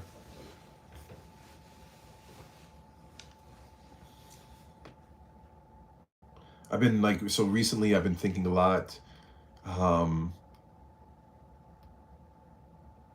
I want to be able to go to Egypt for like an extended period of time. So last time when I went, I just went for about 3 weeks. All the other times that I've gone was when I was younger. I would go for the entire summer. I would go for like 2.5, almost 3 months for the entire like summer break is how long I would go. Um, when I went last year, I went for about 3 weeks, and I want to go back sometime this year, but I want to essentially go for about 6 months. I want to say I want to be able to tackle everything that I need. The way I'm thinking about it, I want to go there and just tackle everything that I need to do for in terms of like for my social media with Egyptian food and culture, more so like on the food side of things, because here in the US, when it comes to like certain ingredients and things like that, it is more challenging to find, um, especially based on what state uh, here in the US that you are located in. So I've been thinking a lot, that just figure out a way for me to where I could go there, spend about 6 months for me to stay there, and just tackle every single like Egyptian food and Egyptian drink, and just do it all in the backyard of Egypt itself, to really like truly give people like the full on like feel and culture of Egyptian culture. Um there's still things that I need to uh, think about and consider and things like that. Because like even like for like my setup and my equipment and my computer, and even like, and there's a lot of things that I have to consider and figure out, and plus things I would need to take care of here before before I leave, especially considering that I'd be leaving for an extended period of time. So there's still a lot of things I need to figure out and plan and go over um, before I can make that decision.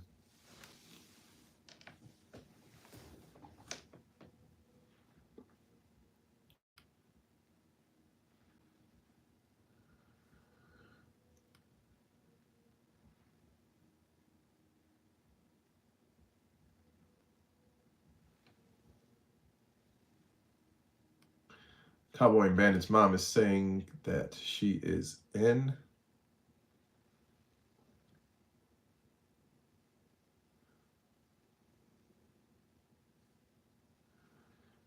Glorious is saying, I believe in reincarnation and that I was born in ancient Egypt and the Titanic. Okay. So this would be your third life. And of the three, which one has been your favorite thus far?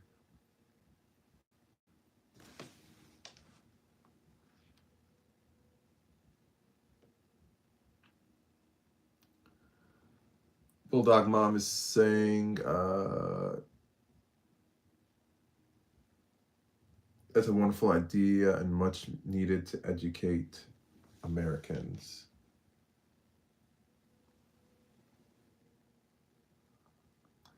Mary is saying, what up, boo boo? Did you hurt yourself?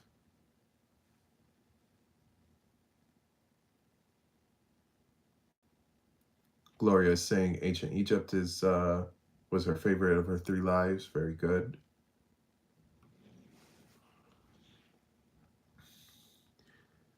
Cowboy and Bandit's mom is saying that sounds incredible. 6 months is probably not possible, but I am so excited to see the content from Egypt. Did you by chance see my content from my trip last year? From I posted about, I want to say like 10 different videos altogether, like 10 or 12, somewhere in that ballpark, like rough average. I don't know the exact number.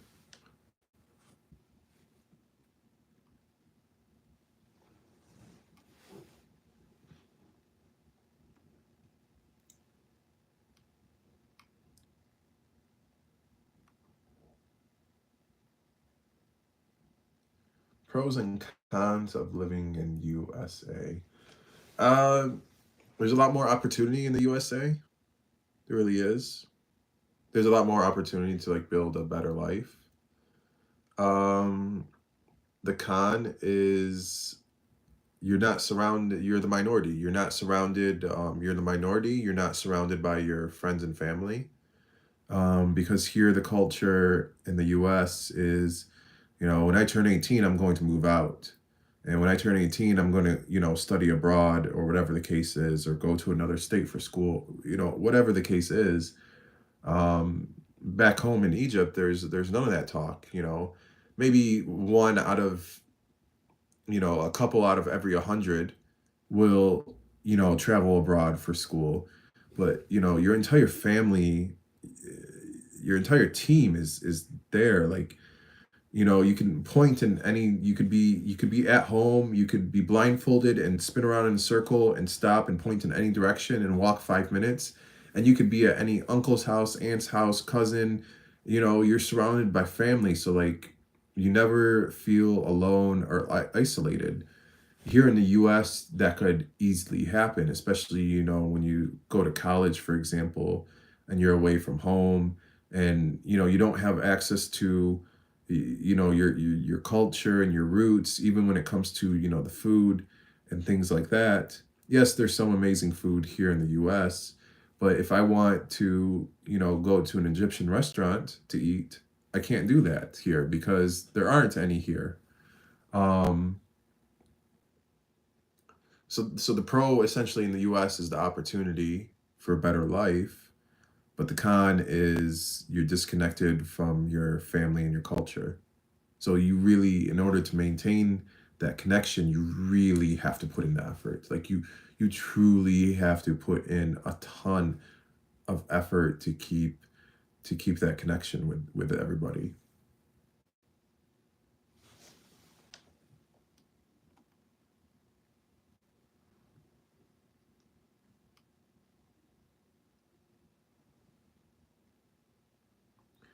Bulldog Mom is saying, when in Egypt, do they ask you a lot of questions about the US? Um, so like with my family, specifically, no, because my family knows and things like that. But when it comes to, say, if I'm with, one of my cousins and one of their friends, um, meets up with us, and then they're going to be super excited, and they're going to ask a lot of questions, and what's it like, and oh my goodness, I really want to come to the US, and all these things. And so yeah, so um for our family, for our like immediate family, it's they don't ask because they're more familiar with it and more acquainted with the situation.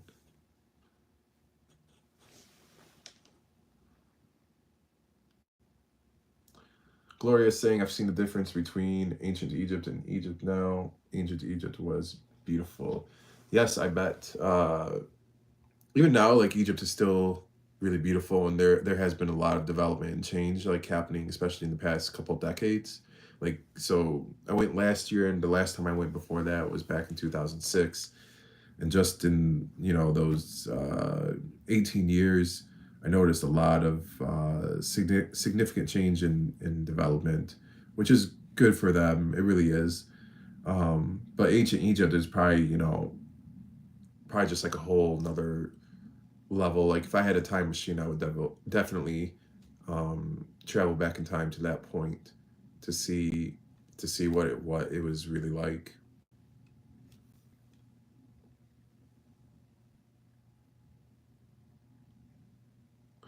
Netta is saying you have Egyptian restaurants. You guys have Egyptian restaurants in Detroit.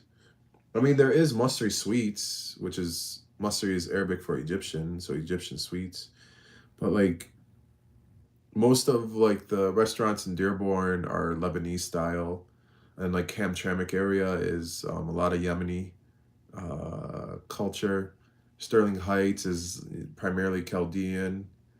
Um, what else? What else? What else?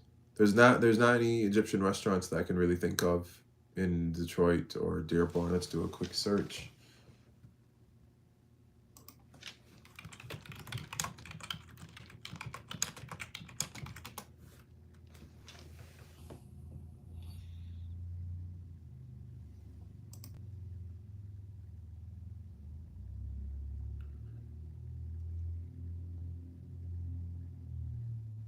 So there's a restaurant in Garden City called Egyptian Kitchen, yeah, excuse me, Egyptian Kitchen Restaurant. It's in Garden City. There's a place in Detroit called Cleopatra Mediterranean Grill. Never heard of them. It's saying that this is Egyptian. Okay. Yemen Cafe. I mean, the name tells you that that one is not Egyptian. Let's click on Cleopatra. Let's look at their menu. Let's see what's going on. Website. Okay. Menu.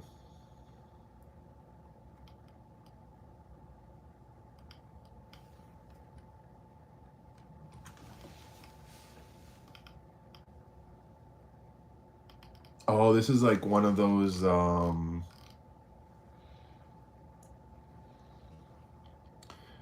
it looks like one of those like kind of like a Chipotle style like build your own type restaurant. Okay. Let's see this Egyptian kitchen one located in Garden City. Website. Let's see what's going on here. Menu. Well, they have delivery here, but I don't think they would deliver to me. Too far away.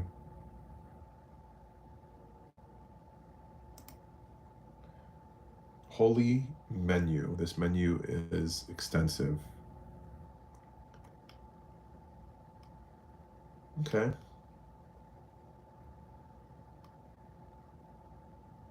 They have grilled lamb chops. Okay. Sign me up. I'll take 2, please. But they have falafel. It's got to be talmiya. Come on. It's got to be talmiya, not falafel.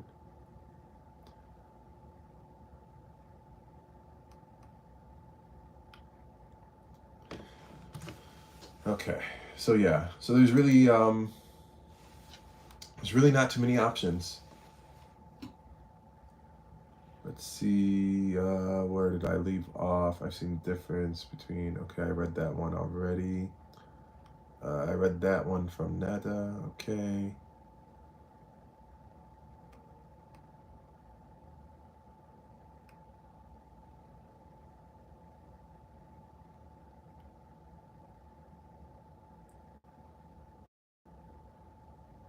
Nada is saying, I'll visit you in Detroit and we can try them. To be honest, I would not, I don't like any of the style of restaurants that are like those build your own, like the Chipotle style or concept, like business model. I've never liked those whether it's Chipotle, Qdoba, Panda Express, any of them. Like it just when it comes to like the lahma or the chicken, it's always so rubbery and I don't like the quality of it, and so I just stay away from like all those styles of restaurants. I really do. I just don't. Never really had a good experience at any of them. It's not my cup of tea. I'd rather like even when it comes to like going out to eat at a restaurant, like I'm never the person that would suggest it. I only go because other people want me to go. But I'd more so like I absolutely love going to like coffee shops like Yemen Cafe uh, came up in my search even though it's not Egyptian. I've been there before and they're pretty good. They have really good coffee there and really good desserts. Gloria is asking where I can learn Egyptian cooking. It's a good question, actually. So there's this one person on TikTok. Um, he cooks a lot of Egyptian foods. He's not the greatest, but he manages to get by, and he tends to yell like halfway through his videos. His tag is the Egyptian cook. You can learn from him. No, I'm just kidding. um, I mean, there are other people who do Egyptian, who have shared like Egyptian recipes, but like in terms of, um, I'm not sure if you, Gloria, if you speak Arabic by chance. If you do speak Arabic, your best bet is so like from what I've noticed, like especially from people here in the U.S., like really nobody like really specializes in Egyptian cooking where they're pushing out, primarily Egyptian food. That's essentially why I made the transition and started doing that myself. And like at first, when I first started, my content creation, making videos, like cooking and all that stuff, I was making a little bit of everything. I wasn't really focused. I wasn't focusing just on Egyptian food like how I am right now. Um, but then I noticed, especially from the food content creators that are based here in the US, a lot of them are taking that approach where they're not, solely focusing on Egyptian foods. Um, so it's hard to say when it comes to here in the US, but if you speak Arabic, I don't know of any myself because I don't follow anyone. I'm the type of person I only search what I need and then I move on. Um, but if you do speak Arabic, I would search for any of the Arabic style, like the Arabic speaking um, content creators, located across the ocean in Egypt, because that will be your best bet. Because not only that, they're going to be right, at the source. They're going to have the best access to all of the ingredients that they need and all of the culture and kind of basically what I was saying earlier, where I'm looking to go there for about 6 months and just spend time there to knock out everything that I need for um, my social media. Uh, Nancy Fancy, cool name, which rhymes by the way, is saying, "Move to New York or Jersey City, you will find plenty." Okay, I have been to both, and there is a much greater Egyptian population in both of those regions. That's for sure. "Cook Like an Egyptian," my favorite song, from Riza. Okay, welcome back. By the way, good to see you in here again.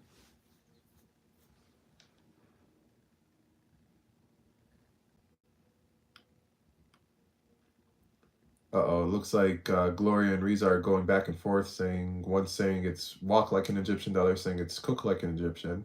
I've heard walk like an Egyptian. I haven't heard cook like Egyptian, like an Egyptian. Let's look that up really quick. Cook like an Egyptian song.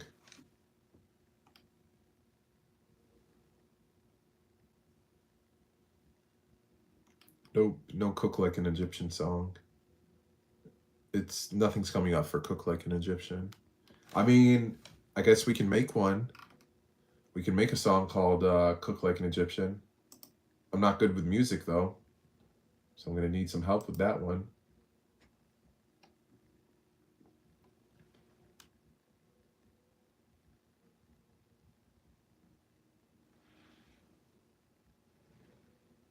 Can we get a lemon ASMR? What do you mean, like a lemon ASMR? Like, what do you want me to do? Like, eat a lemon and not say anything? Like, what's going on here?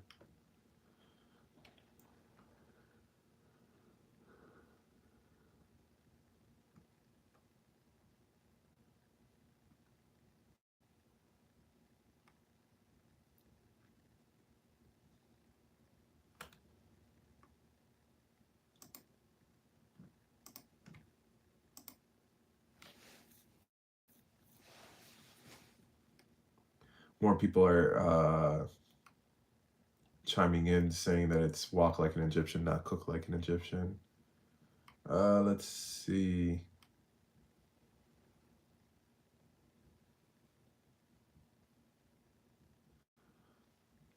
Mimi is saying, hi, Egyptian cook. Hi to you, Mimi. Welcome to my live and welcome to the comment section.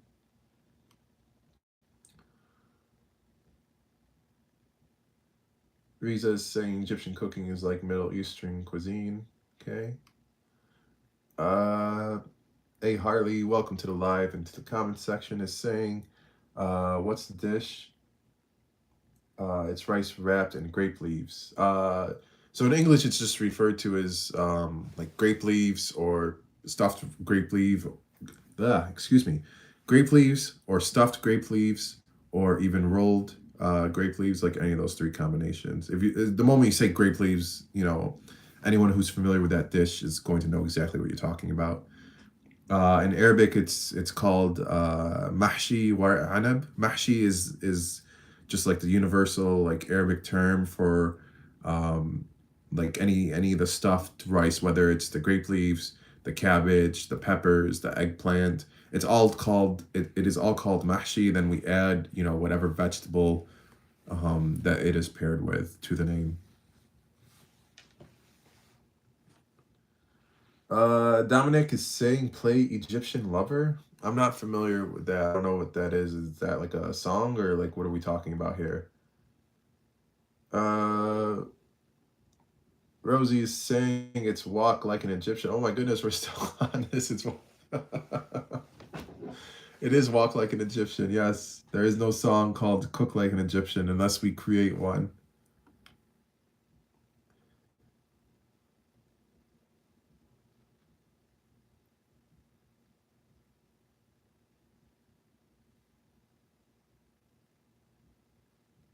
Uh, A Harley is saying all the cops in the donut shop go wayo wayo.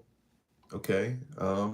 I don't know what just happened here. How did we get into um and where are my donuts? Like I'm getting pretty hungry right now. Like what's going on here? Cool guy is asking, are you from Egypt? Yes, I am Egyptian. Viola is saying, oops, Viola is saying Doma, yes, it's what it's referred to. I know Chaldeans refer to it as Doma instead of Mahshi. And a few other ethnicities refer to it with that as well. Viola is saying they are called domas as well, stuffed grape leaves. Okay. Now I saw your other message. Yep, you are correct. Uh, A. Harley is saying it's one of my wife's favorite. I think he did a video on it. Hmm. Viola is saying Egyptian Lover is a song. Never heard of it. I never heard. I'm saying like I never heard of it.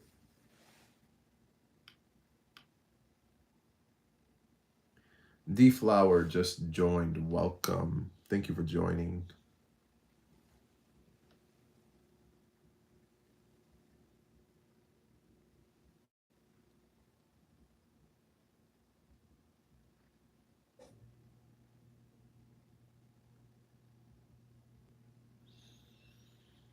Hey Harley, thank you for liking the live. I appreciate you.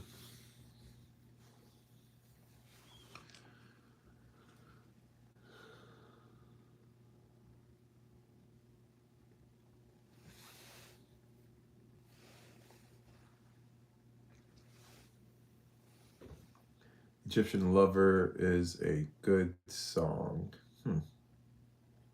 LOL. Let's look this up.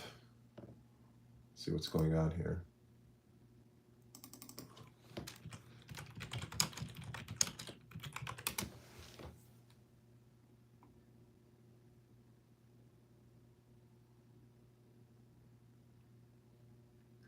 It's saying Egyptian Lover is an American musician.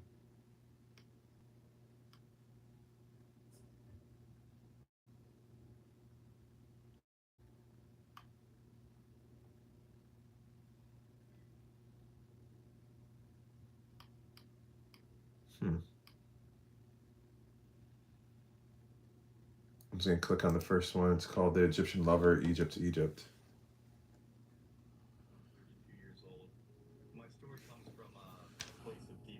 Let's see. I wanted to work on something that's a little more purpose driven. So this job in Movember opened up.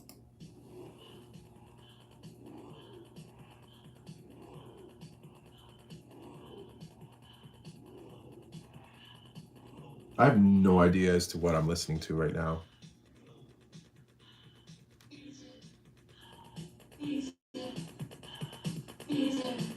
I don't know if you guys can hear this or not, but I don't know what's happening right now.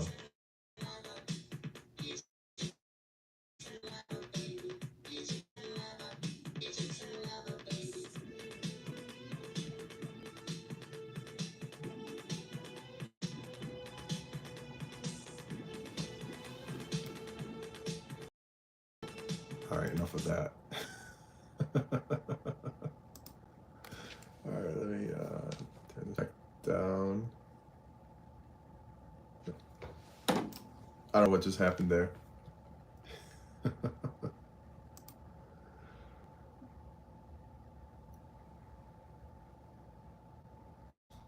Hey, Christian is saying, okay, khalas. I agree with you. It was necessary.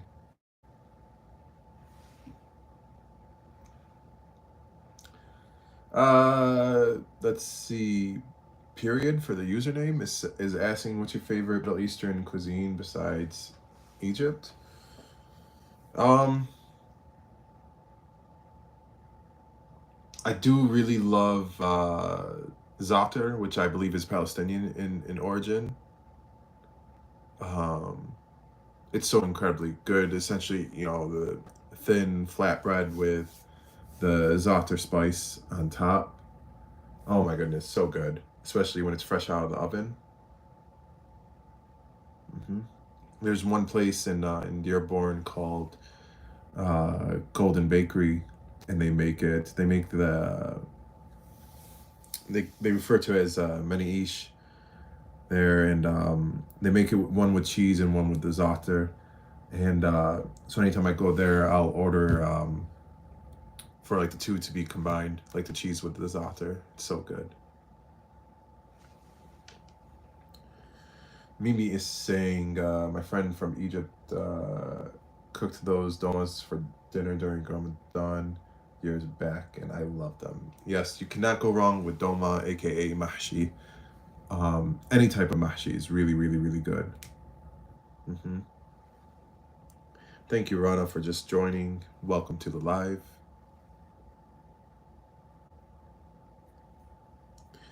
Deflower just joined again. Welcome back.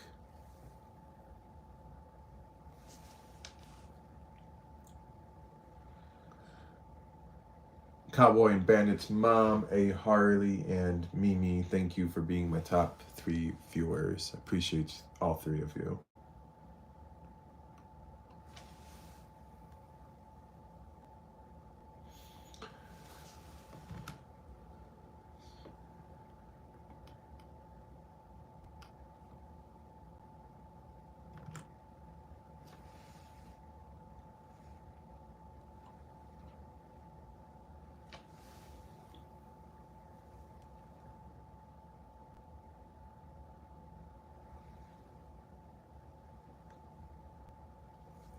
Tobyism just joined. That's a pretty cool name, Tobyism. How'd you come up with that username? Period just joined. Okay. Way to be punctual. Hambo2X just joined. Sounds like a Rambo spinoff. Okay. Pierre just joined. If I remember correctly, Pierre, you were in here in the live last night as well. If that's the same Pierre, welcome back. Tobyism is saying, I just like Toby Maguire, and I just added ism to the end of the name. Okay, one of my favorite like Toby Maguire moments from a movie is from Spider-Man 2. At the beginning of the movie when he was delivering the pizza and he showed up like a minute or two late, and he sets the pizza on the, well, first and foremost, he like made it out of the janitor's closet with all the pizza. Then like he, if it wasn't for all those mops and brooms and stuff falling over, he would have been on time. But anyway, so he goes to the counter, and where the secretary was at, and she was obnoxiously chewing her gum, which I don't understand why, but whatever. And so he just sets it on the counter, on the desk countertop, and he was just like, "It's pizza time," and he's like so happy and like. And the secretary, she's just looking at him like she's not having any of this, and like you could just watch the happiness just like get washed right off his face. Like it's like taking like candy from a child. And I don't know, it's just that the way he said pizza time, it's just like it's great.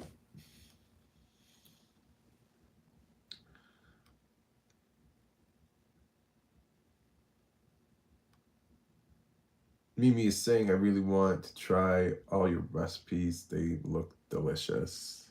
Thank you, Mimi. I appreciate it.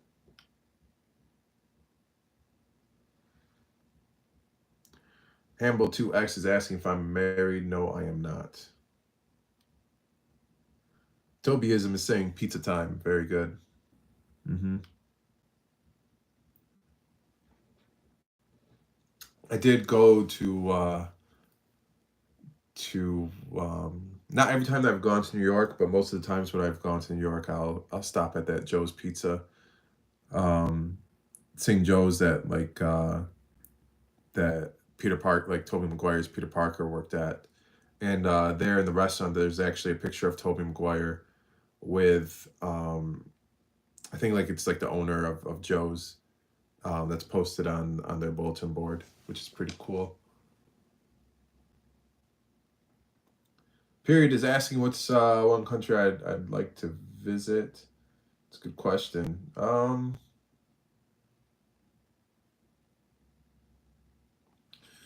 don't know, just somewhere with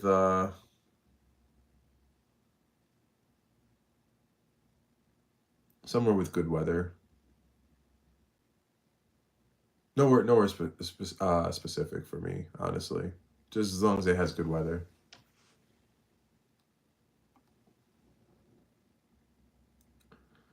A Harley is saying, "Hey, sorry for the delay. Had to prepare my wife a fine dessert." You're welcome, big guy. Okay, what kind of dessert are we talking here? Can't leave us hanging like that, especially if we're talking about something sweet.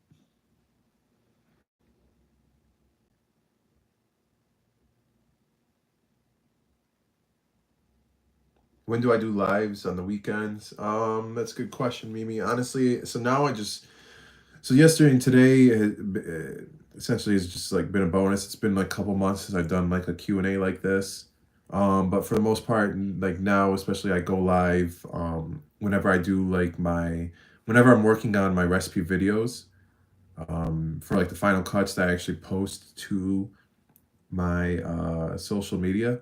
I go live during those moments.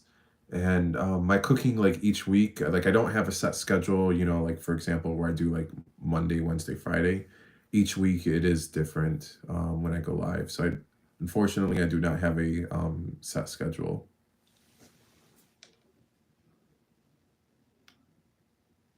But when I do go live, I go live on TikTok and on YouTube.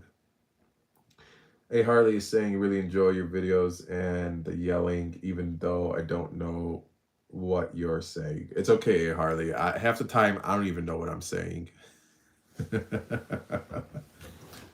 If you're referring to the okay khalas, well, okay is okay. Khalas is Arabic for enough. So essentially, what I'm saying is okay enough.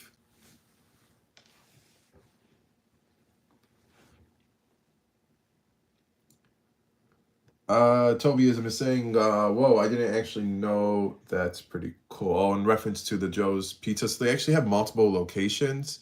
Um, I forget which one, like off of which street. Um, no, they have multiple locations. I forget which one. You could look it up and find it online of which one is the one in reference to Spider-Man 2.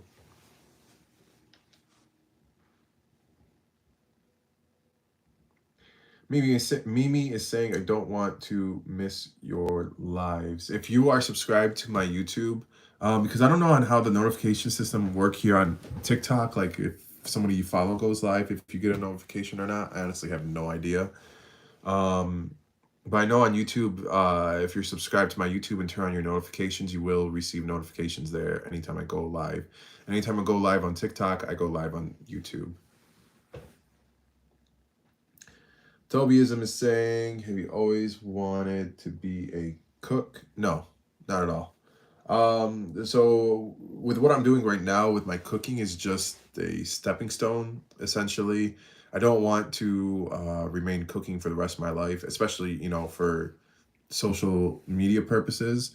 Once I conquer everything that I need to with like Egyptian food and culture, I want to move on to bigger and better um, things where I still stay in social media. But I don't want to be one of those people because after so many, you can only recreate the same dish so many times. And I don't ever want to be one of those content creators that just starts, like cooking whatever foods just to get views. Like I don't want to be that person. I want my content, especially for like the Egyptian food and culture. I want it to have value to the audience. I don't want to chase after those viral moments like how a lot of content creators do. I don't want to be that person. There's already too many people doing that, and so I want to be original with my content and with what I do. So like even like with like the Dubai chocolate, like I tried the Dubai chocolate bar, and it really wasn't that great. Like it's overhyped. It really is, and like now it went from like the Dubai chocolate to now people are mixing it with dates. People are putting it in atayef. People are mixing it in chocolate chip cookies.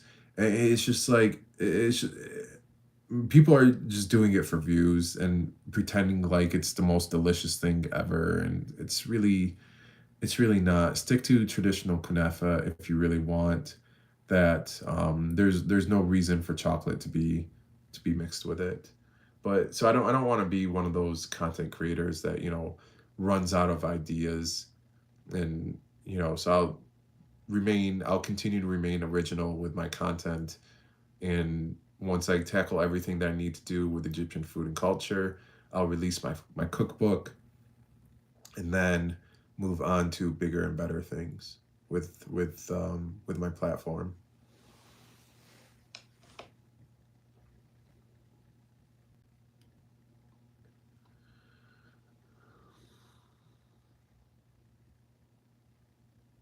What's the weather for you to be good? A Harley is asking. Warm, hot weather, like dry heat, desert weather, no humidity. Cowboy and Bandit's mom is saying it's neat seeing behind the scenes. All right, so you've seen some of my lives of the behind the scenes, then I'm assuming. And if you haven't seen any of them on my YouTube, um, you can see all of my lives, like all of my past lives that I've done. So you can head over there at any point in time, which is linked in my bio. Same tag at the Egyptian Cook, and you can watch all of my previous lives of my behind the scenes of the cooking. I've even done a couple behind the scenes of me editing like my videos as well. So yeah.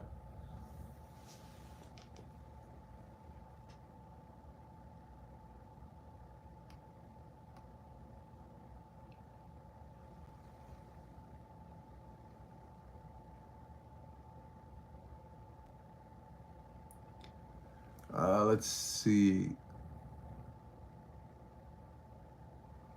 Jeffrey is saying,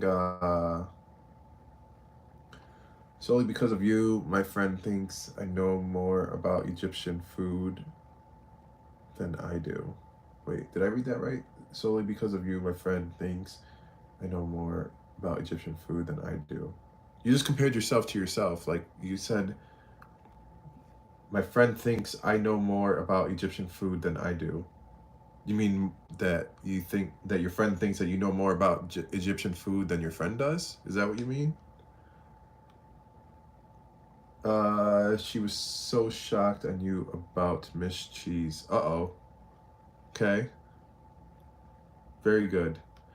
Mimi is saying, he gave me a piece of pound cake with a bit of condensed milk on it and whipped cream. Okay. Very good. I don't think I've ever had pound cake before. Maybe I have. I don't know. I'm not a fan of cake though. I'm sorry. Like I'm not trying to be mean or anything. I just like of all the desserts, like cake in general is like my least favorite one. It's like I people obsess like over the frosting, decorations and all that, and the layers with the frosting and more frosting and sprinkles and all this nonsense, and all that stuff to me just does not taste good. Like I want the cake itself to be good quality and to be rich in flavor and to taste good. So I just whatever I've never really cared for cake. I don't know if pound cake would qualify under that category or not of with the layers and the frosting and all that stuff. Uh Marge is saying, I just saw them dip an apple in Dubai chocolate. Yeah, see, like I've even seen, people put the strawberries in a cup and the Dubai chocolate and all that stuff. It's like, what are you doing? Like are we just running through, the periodic table of fruits and we're just gonna mix Dubai chocolate with, or like come on. Like it's just a trend and eventually it's going to die out until the next thing comes up. I even seen people do it with brownies and baklawa where they like put the Dubai chocolate in a brownie and then like put like baklawa on top, like the phyllo dough on top. I'm just like, what are you guys doing? Like enough of this. Anyways,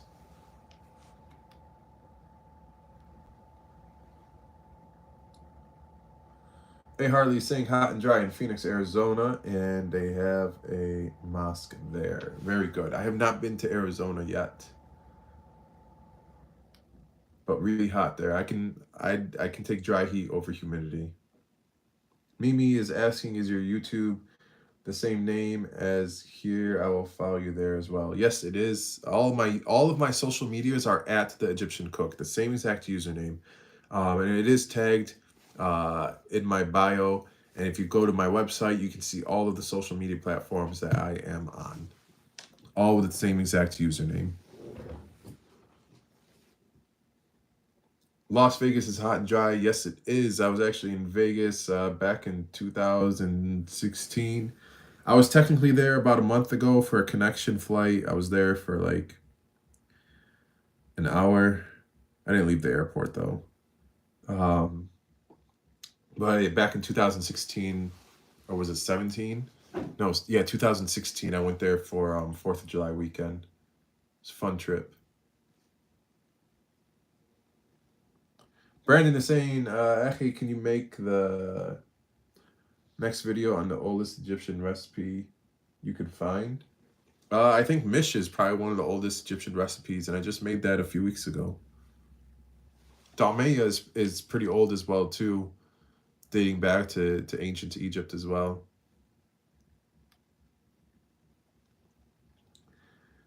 A Harley saying Salt Lake City not as hot, but dry most of the time. Haven't been to Salt Lake City before.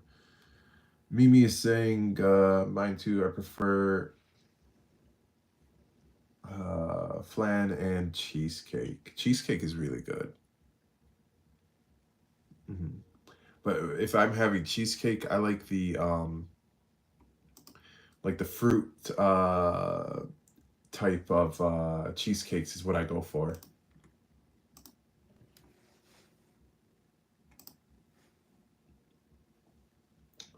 Like I'll do, like the chocolate and like the turtle swirl, whatever, all those ones are called.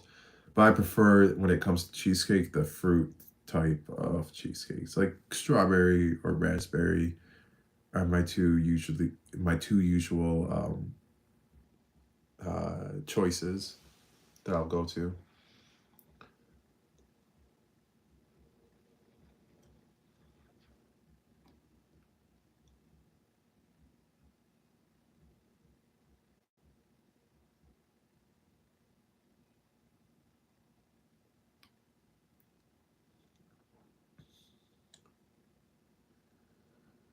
Thank you, Mimi, for following me over on YouTube. I appreciate it. Brandon is saying, bro, you're so behind on comments, like 4 minutes. 4 minutes delay? There's no way there's a 4 minute delay. I know it takes me a while to read through the comments because, sometimes I give a longer answer, but 4 minute delay? Oh my goodness. All right. So 11:57, Brandon, is when I just responded to your comments right now. It's 11:57 my time. All right. And Bulldog Mom's comment just came in. What do you do with the large amount of food you make? I eat it. I eat it. I eat all the food that I make. I really do. Yeah. I eat it all. There were times like about a year ago where like I would make like a dish and I wouldn't like plate it. I would keep it like in whatever thing that like if I baked it, I would just keep it in the baking dish. Like I wouldn't take a piece out and I would just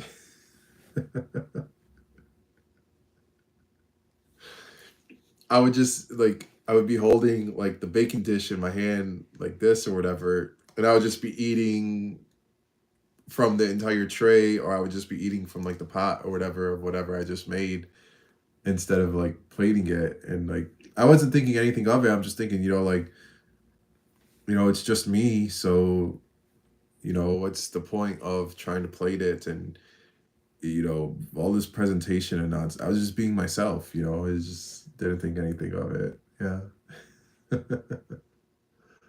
um wow, that's a lot for one man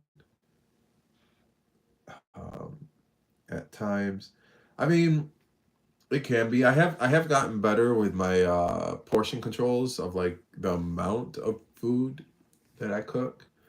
Um and plus that will give me time as well to like I try to do it because it's pretty much just a one man show for now. In terms of like the cook, like the writing, the cooking, um, the camera work, the editing, like all of it to create this content.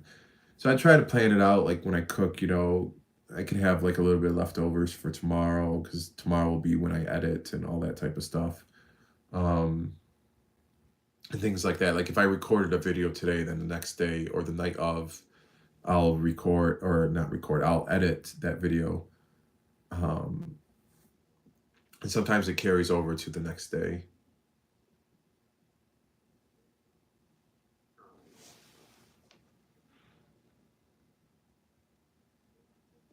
Mimi is saying, then you must exercise because I smell food and I gain weight.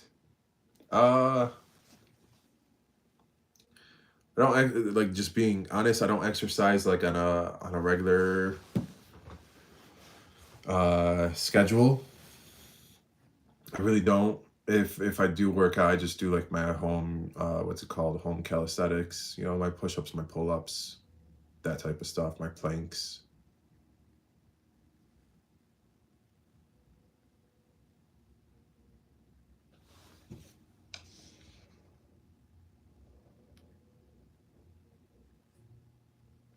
Tobyism is asking what inspired me to start cooking on TikTok.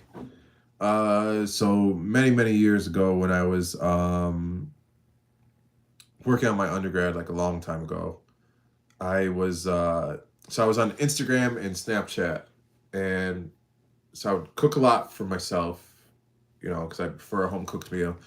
And the way, like my setup at that point in time, my step by step. So I wouldn't speak in any of my videos like at all whatsoever. But my step by step, like each clip would be added to my story. And then for like the final dish, I would just take a picture of the final dish and that would be what I would post. That would just be like the final post. So if you want to see what I did, you'd have to watch my stories.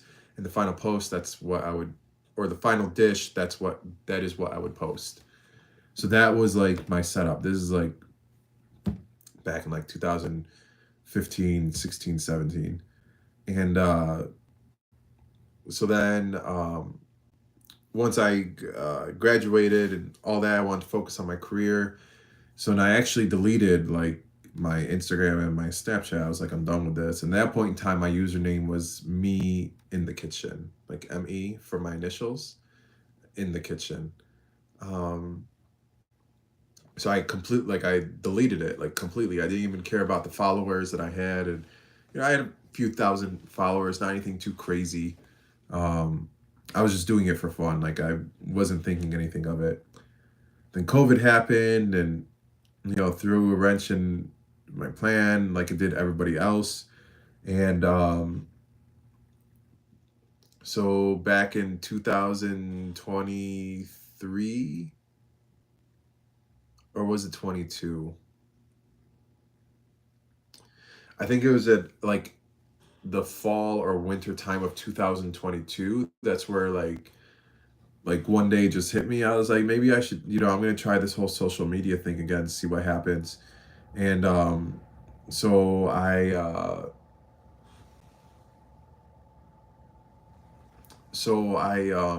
bought a tripod, paid like 30 or 35 bucks for a tripod for my phone, got it, and I had no idea what I was going to do or like where my direction was going to be. And I just decided to um, start start cooking again. But then like I slightly like this time like I was actually like creating videos. But I at this point in time I've never edited a video, so I had no idea what I was doing. Um, so I used the iMovies app on my iPhone because it was free to use. I figured it was easy. If it's free to use, it should be easy to learn. That was my thought process behind it.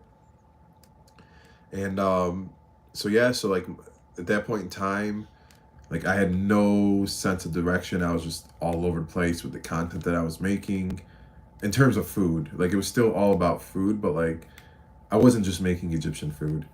Um, like maybe one out of every 10 videos that I was making, one out of every 10 was Egyptian food. The other 9 out of 10 were just nonsense.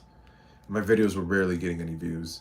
So about a year of doing this and, you know, still trying to learn how to record a video and all that type of stuff. And my videos are barely getting any views. And I was like, I can't keep on doing this. Like if I'm gonna do this, like I need to do something different. And so I was on my computer looking at the data on YouTube. Because of all the social medias, YouTube gives the best data and analytics.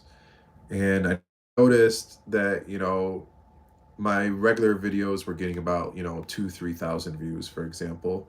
But then my Egyptian food videos, they would get like 5, 6, 7,000 views. So I'm like, what the hell? Like, this has been right in front of my face this entire time. Like, my Egyptian food recipe videos are performing better than my regular food videos. Yeah, it's only by a couple thousand, but when you look at it from a percentage standpoint, 2,000 versus 6,000, that's a 300% increase. Think of it as tripling your money. Um, so that's how I was looking at it. So I was like, okay, I need to do something different. I can't keep on screwing around, with just my phone. I need to really up my game on how to create like a better video. So I spent about 6 months just researching cameras, lighting, microphones, equipment, like the works of how to create a better video and things like that. I watched other content creators to like make note of like their camera angles and their transitions and things like that to see like what's working, what's not. Because I'm not trying to reinvent the wheel. The wheel's already been invented and the wheel works perfectly fine. Um, so I spent a lot of time just researching all of that. I found a camera that would work good for me with my needs. I also researched, the editing software that's compatible with my computer, and also for my needs of what I can visually see as well, because of my vision condition. So that was another thing that I had to keep in mind, how to make things work and all of that, um, to where I can essentially like use the equipment myself and be able to navigate it all. And so even like to my camera, like out in the kitchen, I have a giant like 22 or 24-inch rotating monitor, so it can go from horizontal mode to vertical mode as well. And it connects directly to my camera, and it lets me see, instead of looking at the tiny screen of the camera, I can look at the monitor and I can see what I'm looking at and what's being recorded. Um, so I spent all that time learning, how to create a better video. And I was like, okay, it's time for me to start creating these videos. Like, I think, I did enough research on this. Now I actually have to practice what I have been researching.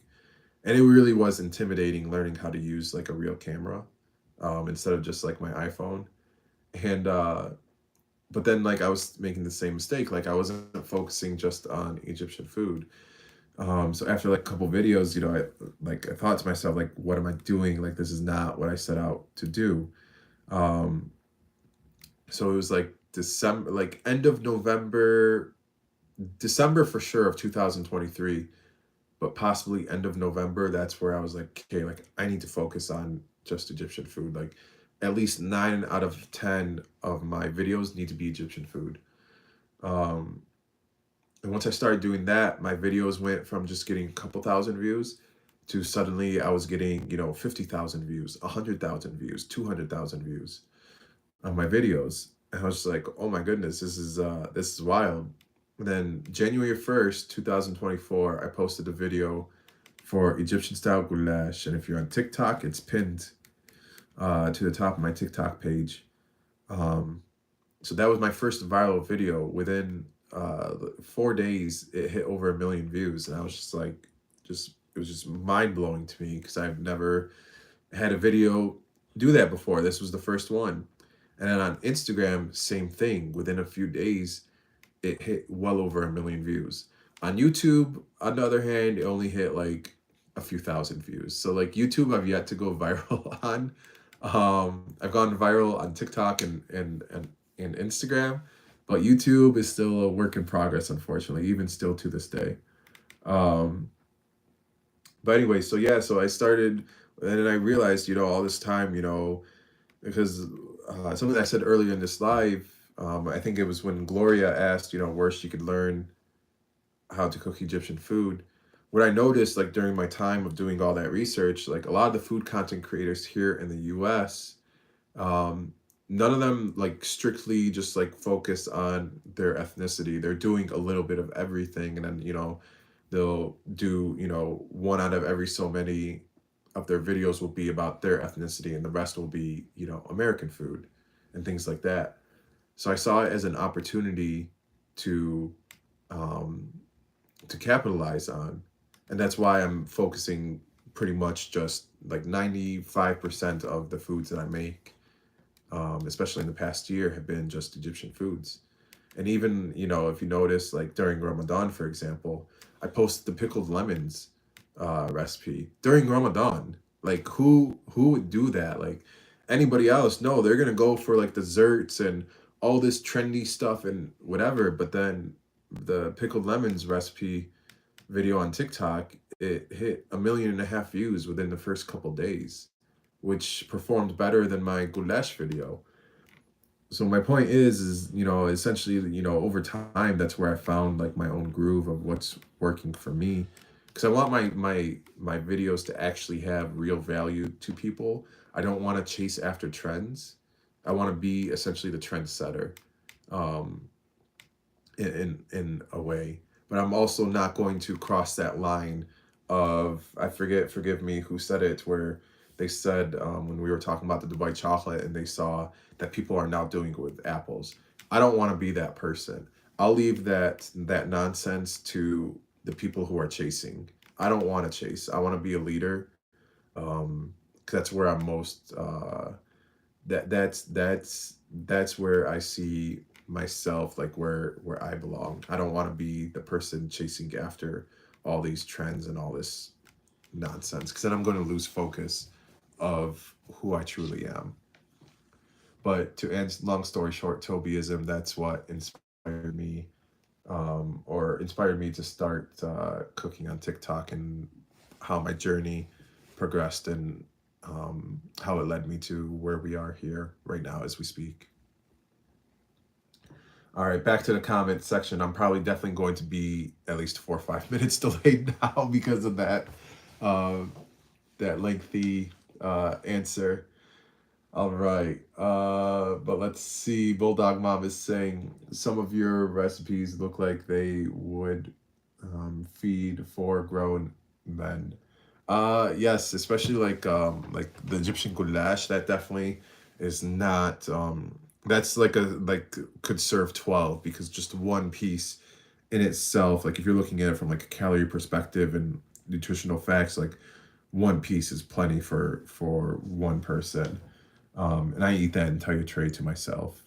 And it has 1 stick of butter, and I usually put like 1.5 to 2 pounds of ground beef, plus the 16 ounces of the filo dough sheets, and then usually 3 to 4 eggs, plus the milk. So yeah, yeah, it's out of control. Tyrese is saying thanks for the solid content. I appreciate you, Tyrese, and you're welcome. A Harley is agreeing, yes, solid content. Thank you, A Harley. Appreciate you too. God's Green Earth is saying, what's up? Or sup, Egyptian cook. Did I say that right? Sup? You don't say the like the WA, do you, when somebody just writes SUP? Sup. Like, do you do that, the head nod too as well? God's Green Earth is asking, how am I doing? I'm doing okay. Still not 100%. Been have that nasty cold all week, and my throat is still not as clear as it should be. A Harley followed the host. Thank you. Appreciate you, A Harley. Hisham is saying, hey man, I've been trying to tell my mom to make a cookbook so I can preserve Egyptian dishes. I agree. That is one of my goals that I am working towards with my content, is to one day release a cookbook that will highlight nothing but Egyptian food and culture. No, I do not have one yet, Hisham, but it is a work in progress. Lulu is saying amazing. Thank you, Lulu. Thank you for joining in. I think you were in the live last night. I think you were you? Your username looks familiar. Kareem is saying, I'm from Ismaila and love your content. Thank you. I appreciate you. A Harley is saying, awesome, thanks for sharing your story. You're welcome. Let's see. Dates can only be so exciting unless you know something you can make a video with. Are you talking about like the dates, like the fruits, or the dates from what I was referring to with my story? But if you're referring to the fruit, I did make a date smoothie right at the beginning of Ramadan, which was really amazing and simple to eat. Simple to make. It was bananas, dates, molasses, and milk, blended all together, and life is good. Tobyism is saying it's amazing hearing that about your journey. Thank you, Tobyism. I appreciate you. Let's see. Uh, Primin 99, thank you for the roses and the gifts. Appreciate you. And good evening to you too. How are you doing tonight? Where are you commenting in from? Because to me, right now it is currently past midnight over by me. It is 12:15. So I don't know. Do you still say good evening when it's at midnight or past midnight? What's the proper greeting that a person is supposed to say? Let's see.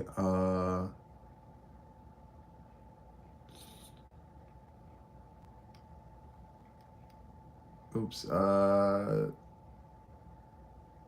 Caesar quesadilla. Did I say that right? Caesar quesadilla. Am I saying your username right? I hope I am.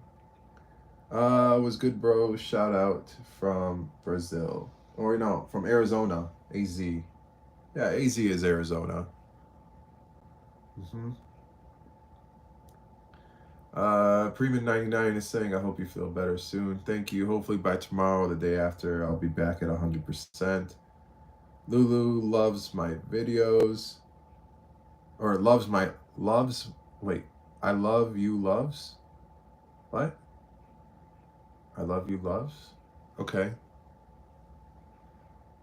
I don't know what that second loves means, but okay, thank you. I think. I don't know.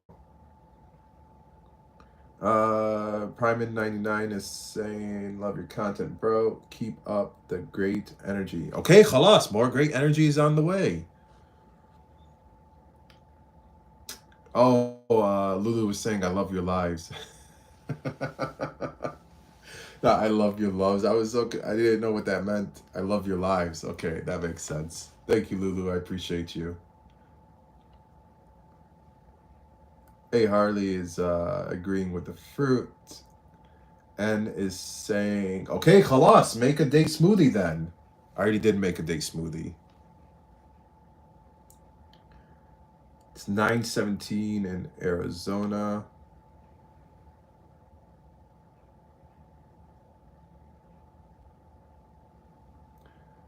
Quesadilla. I know quesadilla is a food, but like in reference to your username, because it looks like you have quesadilla in there, but spelled differently with the Z. So I was just looking to see like how to pronounce your username. So I said, what did I say? Caesar quesadilla. Is that right? I don't know. That's what I was referring to. Marge is saying good morning. All right, good morning, and with a what is that? Like a red rose. It looks like. Hey, Harley is saying technically morning after 12, but good evening is okay. You know what? I'm just gonna start saying good afternoon just to throw people off. No, I'm just kidding. Cheese with tortilla. All right. Referring to the quesadilla. All right. Repeat after me. K Zadia. K Zeta. K Zeta. And then what? G Jed. What? I don't even know what that means. Lulu is saying once again, I love your live videos. Thank you, Lulu. I appreciate you. 1431 is asking, can I read Arabic? Like a little teeny tiny bit, not the greatest at it. It needs work. Mally is asking, have you ever been recognized in real life because of TikTok? If so, was it weird? Hi from New Jersey. Hello, Mally from New Jersey. Yes, so it's happened multiple times actually.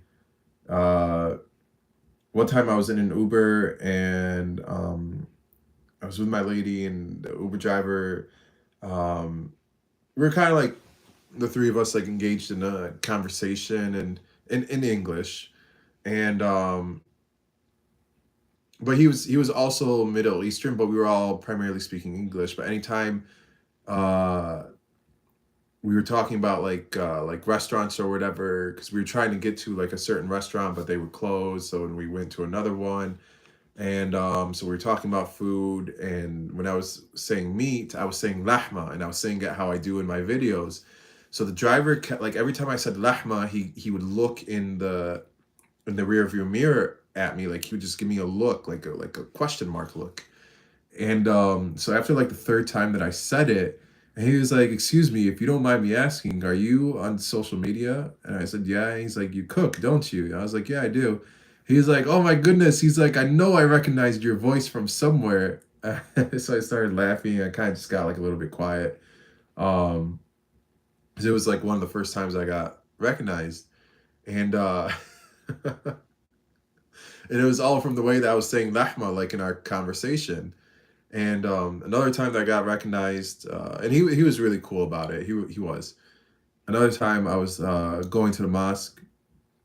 I was with my dad, and so we were walking towards the entrance of the mosque, and this lady, she's like about like 30 feet like across from me. Like the door is in the middle, like to my right, and she's like ahead of me, like about 30, 40 feet. And she was like walking like super slow. Like she would take like a couple steps forward, she would stop, and she would like look in my direction, and she'd take a couple steps forward, stop, and look in my direction.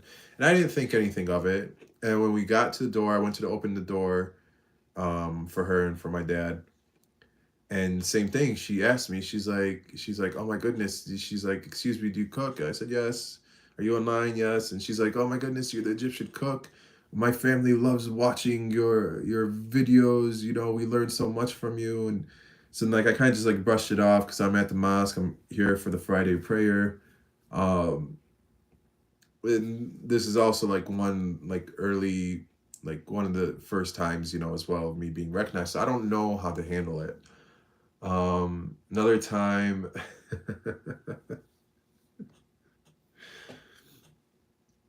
another time, I mentioned this one earlier in live. Um, I was I had just landed in Cairo in the international airport, and this I'm waiting at baggage claim, and this lady, she comes up to me, same thing, like, "You're the Egyptian cook," and she was so excited to see me, and I looked at her and I was just like, "Where's the lahma?" That's all I said to her. And she started laughing. She's like, "Oh my goodness, you're so funny. I love watching your videos. When I saw you on the plane, I told my husband, that's the Egyptian cook, but he didn't care and he fell asleep right away and didn't think anything of it. And I'm so happy to see you." And so I've also had people see me, but they were too afraid to say anything to me. So they sent me a DM instead. Like I was in Atlanta a couple months ago just for a connection flight, and I received a couple DMs from my followers on Instagram saying, "I saw you in Atlanta, but was too intimidated to say anything to you." So yeah, it's been happening a lot, which is like wild because I really don't have like a large following. Um, yeah, I have over 100, 30,000, whatever the exact number is right now. But like, if you really think about it, like it's happening when I have 100,000 followers. Imagine what's going to happen when I have millions of followers. So it's just, mind-boggling to me on how, with what I do, it has such a large impact on people and on their day-to-day lives. So it's in a way, it is rewarding. Learning how to navigate it was a challenge for me. It wasn't until my lady, she told me that, because I didn't know how to handle it, and I've had this conversation multiple times with my family, like when people are approaching me more and more out in public, and I don't want to come off like as an a-hole.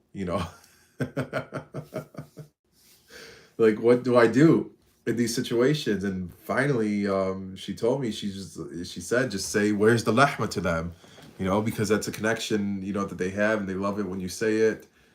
And it worked perfectly. So now, like, anytime if I see somebody, or if I should say, if somebody sees me out in public, and because they now know who I am, um, so I'll just use from my catchphrases of what I have. So where's the lahma? So that's like the OG like catchphrase. Now it's okay khalas. I still say where's the lahma, but okay khalas, like that's something that I make it a point to include it in every single one of my recipe videos. Um, and a lot of people, they'll say in the comments like, I'm here for the scolding and things like that. And it's really taken on, I would say, even more than the where's the lahma has. But so yeah, so if you see me out in public, don't be shy. Say hi. Be respectful at least.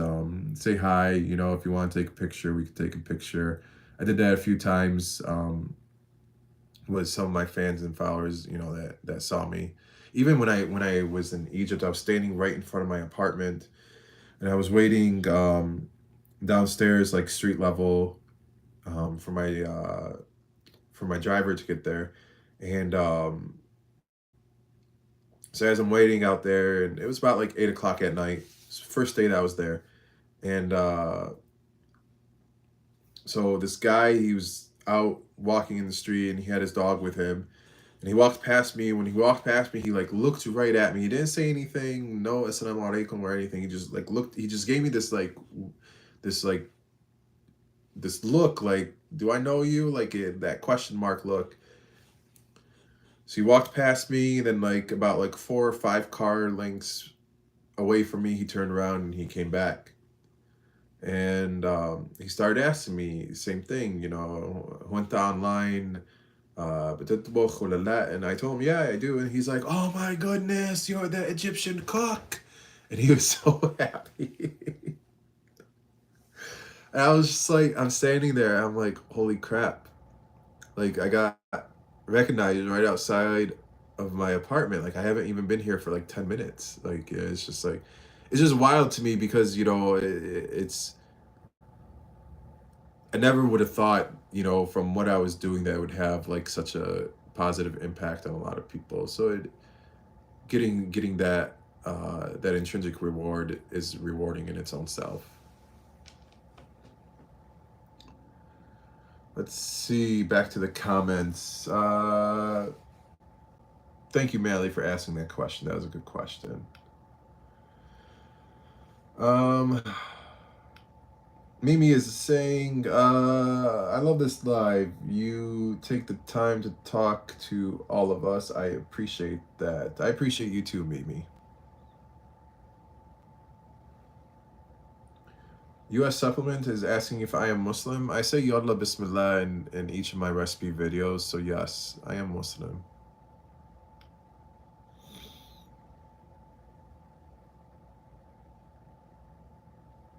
Quezada is or Quezada is a last name. I did not know that. That is what N is commenting. Thank you, Fatimia12, for following the host. Okay, then Zeta, not Zadia. GGG. I don't know what the GGG means, like the JE. I don't know what that means. I feel the cultural difference. Okay. GGG anyway. I'm trying out the pickled lemons. I hope one day. I hope you do too, because it is really good.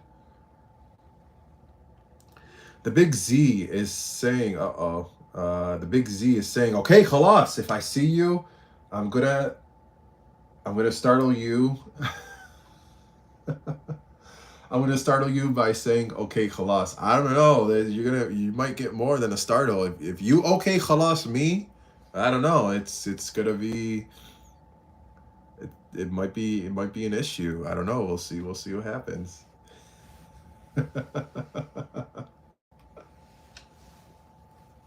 If I give you a look, don't take it personally. Like if I don't start laughing and I like give you a serious look because it might catch me off guard, just don't take it personally, okay? Just let it naturally flow, like that stoic look that I give like in my recipe videos when I do the okay khalas. Like if I give you that look, that should be, I hope it would be satisfying to you because that's what happens in my videos. That's my natural uh reaction. Then afterwards I might laugh at it, you know, once I realize what I just did.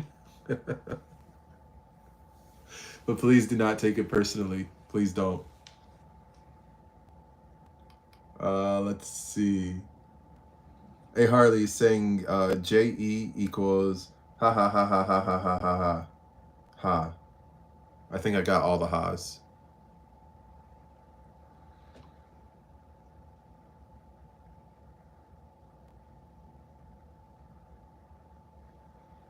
And is saying it's pronounced Kesa the what? Okay, I'm getting even more and more confused by these comments. Attic just joined. Where's the rest of the house? Welcome, Attic.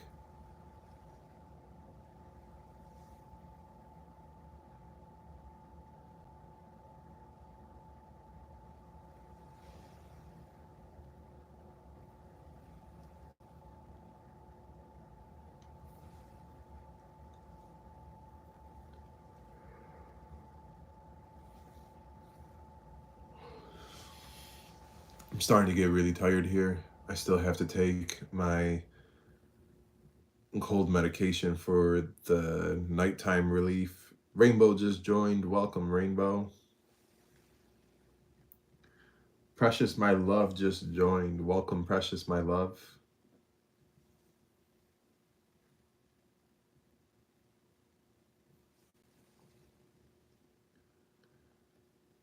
T Rabbit. Wait, no, T Rabbi just joined. Welcome, T Rabbi.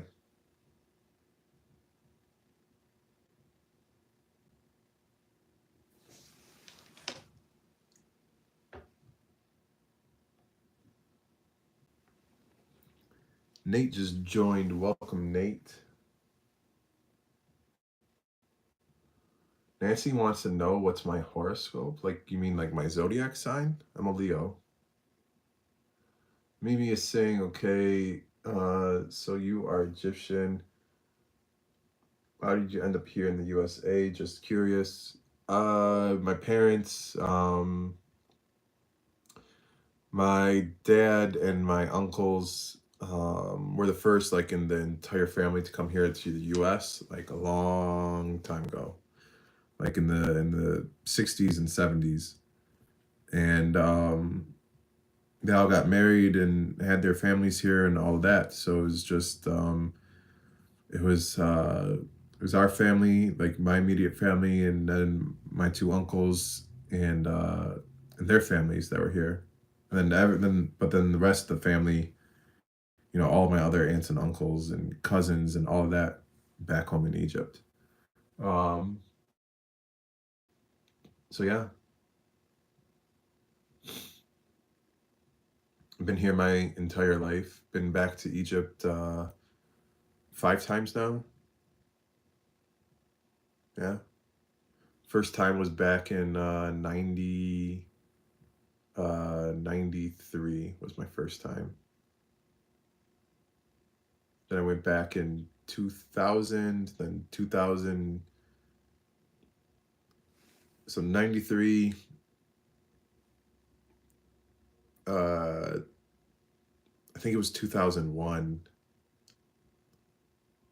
2001, then 2003, 2006, and 2024.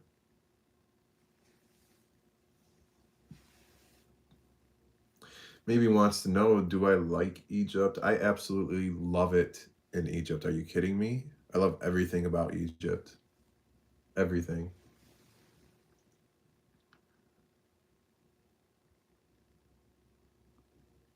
Hind sent a whole bunch of emojis.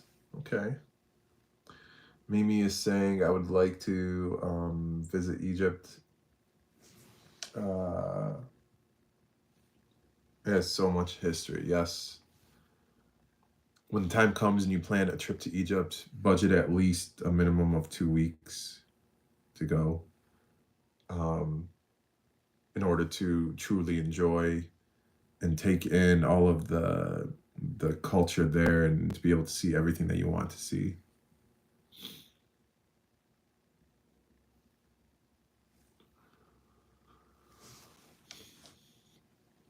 All right, I'm going to give a final shout out to my top 3 viewers. We got Mimi, we got A Harley, and we got Cowboy and Bandit's mom. I appreciate all 3 of you for being my top 3 viewers. I think I'm going to call it a night for tonight's live. It is late over by me, and I still need to wind down. It's 12:30 a.m. past midnight over by me, and I still need to wind down and take my medication, so that way I can hopefully be back at 100% tomorrow. I'm hoping. So with that being said, thank you to everybody for being part of my live. This coming week, I will be going live again to be making. I'll be making one of the recipes that I'll be cooking live. Will be kushri. Another one will be a pot kebab and how to prepare. I'm going to do like a part 2 of my pickled lemons, but that one's going to be with the pot kebab. So stay tuned for those lives where you'll get like the behind the scenes of me cooking as I'm recording the as I'm recording for like the final cut of the recipe videos I post to my social media pages. If you're not following me on TikTok, go ahead and hit that follow. And if you're not subscribed to my YouTube, please migrate over to my YouTube channel and subscribe to my YouTube and help me reach 100K, 100,000 followers on my YouTube. That is one of my goals for this year. I'm currently at like 32,000 and some change. So go ahead and give me a subscribe on my YouTube as well. My website is linked in my bio at The Egyptian Cook. My website is theegyptiancook.com. My username for all my social media platforms is at The Egyptian Cook. It's the same as it appears here on TikTok, and as the same as it appears here on YouTube. So thank you to everybody who joined in tonight. Thank you for all the comments, for everybody who commented in and contributed to this live. I appreciate all of you. And it's good to see a lot of the repeat viewers from yesterday and from previous nights that I've gone live. So thank you, everybody, and have a wonderful night.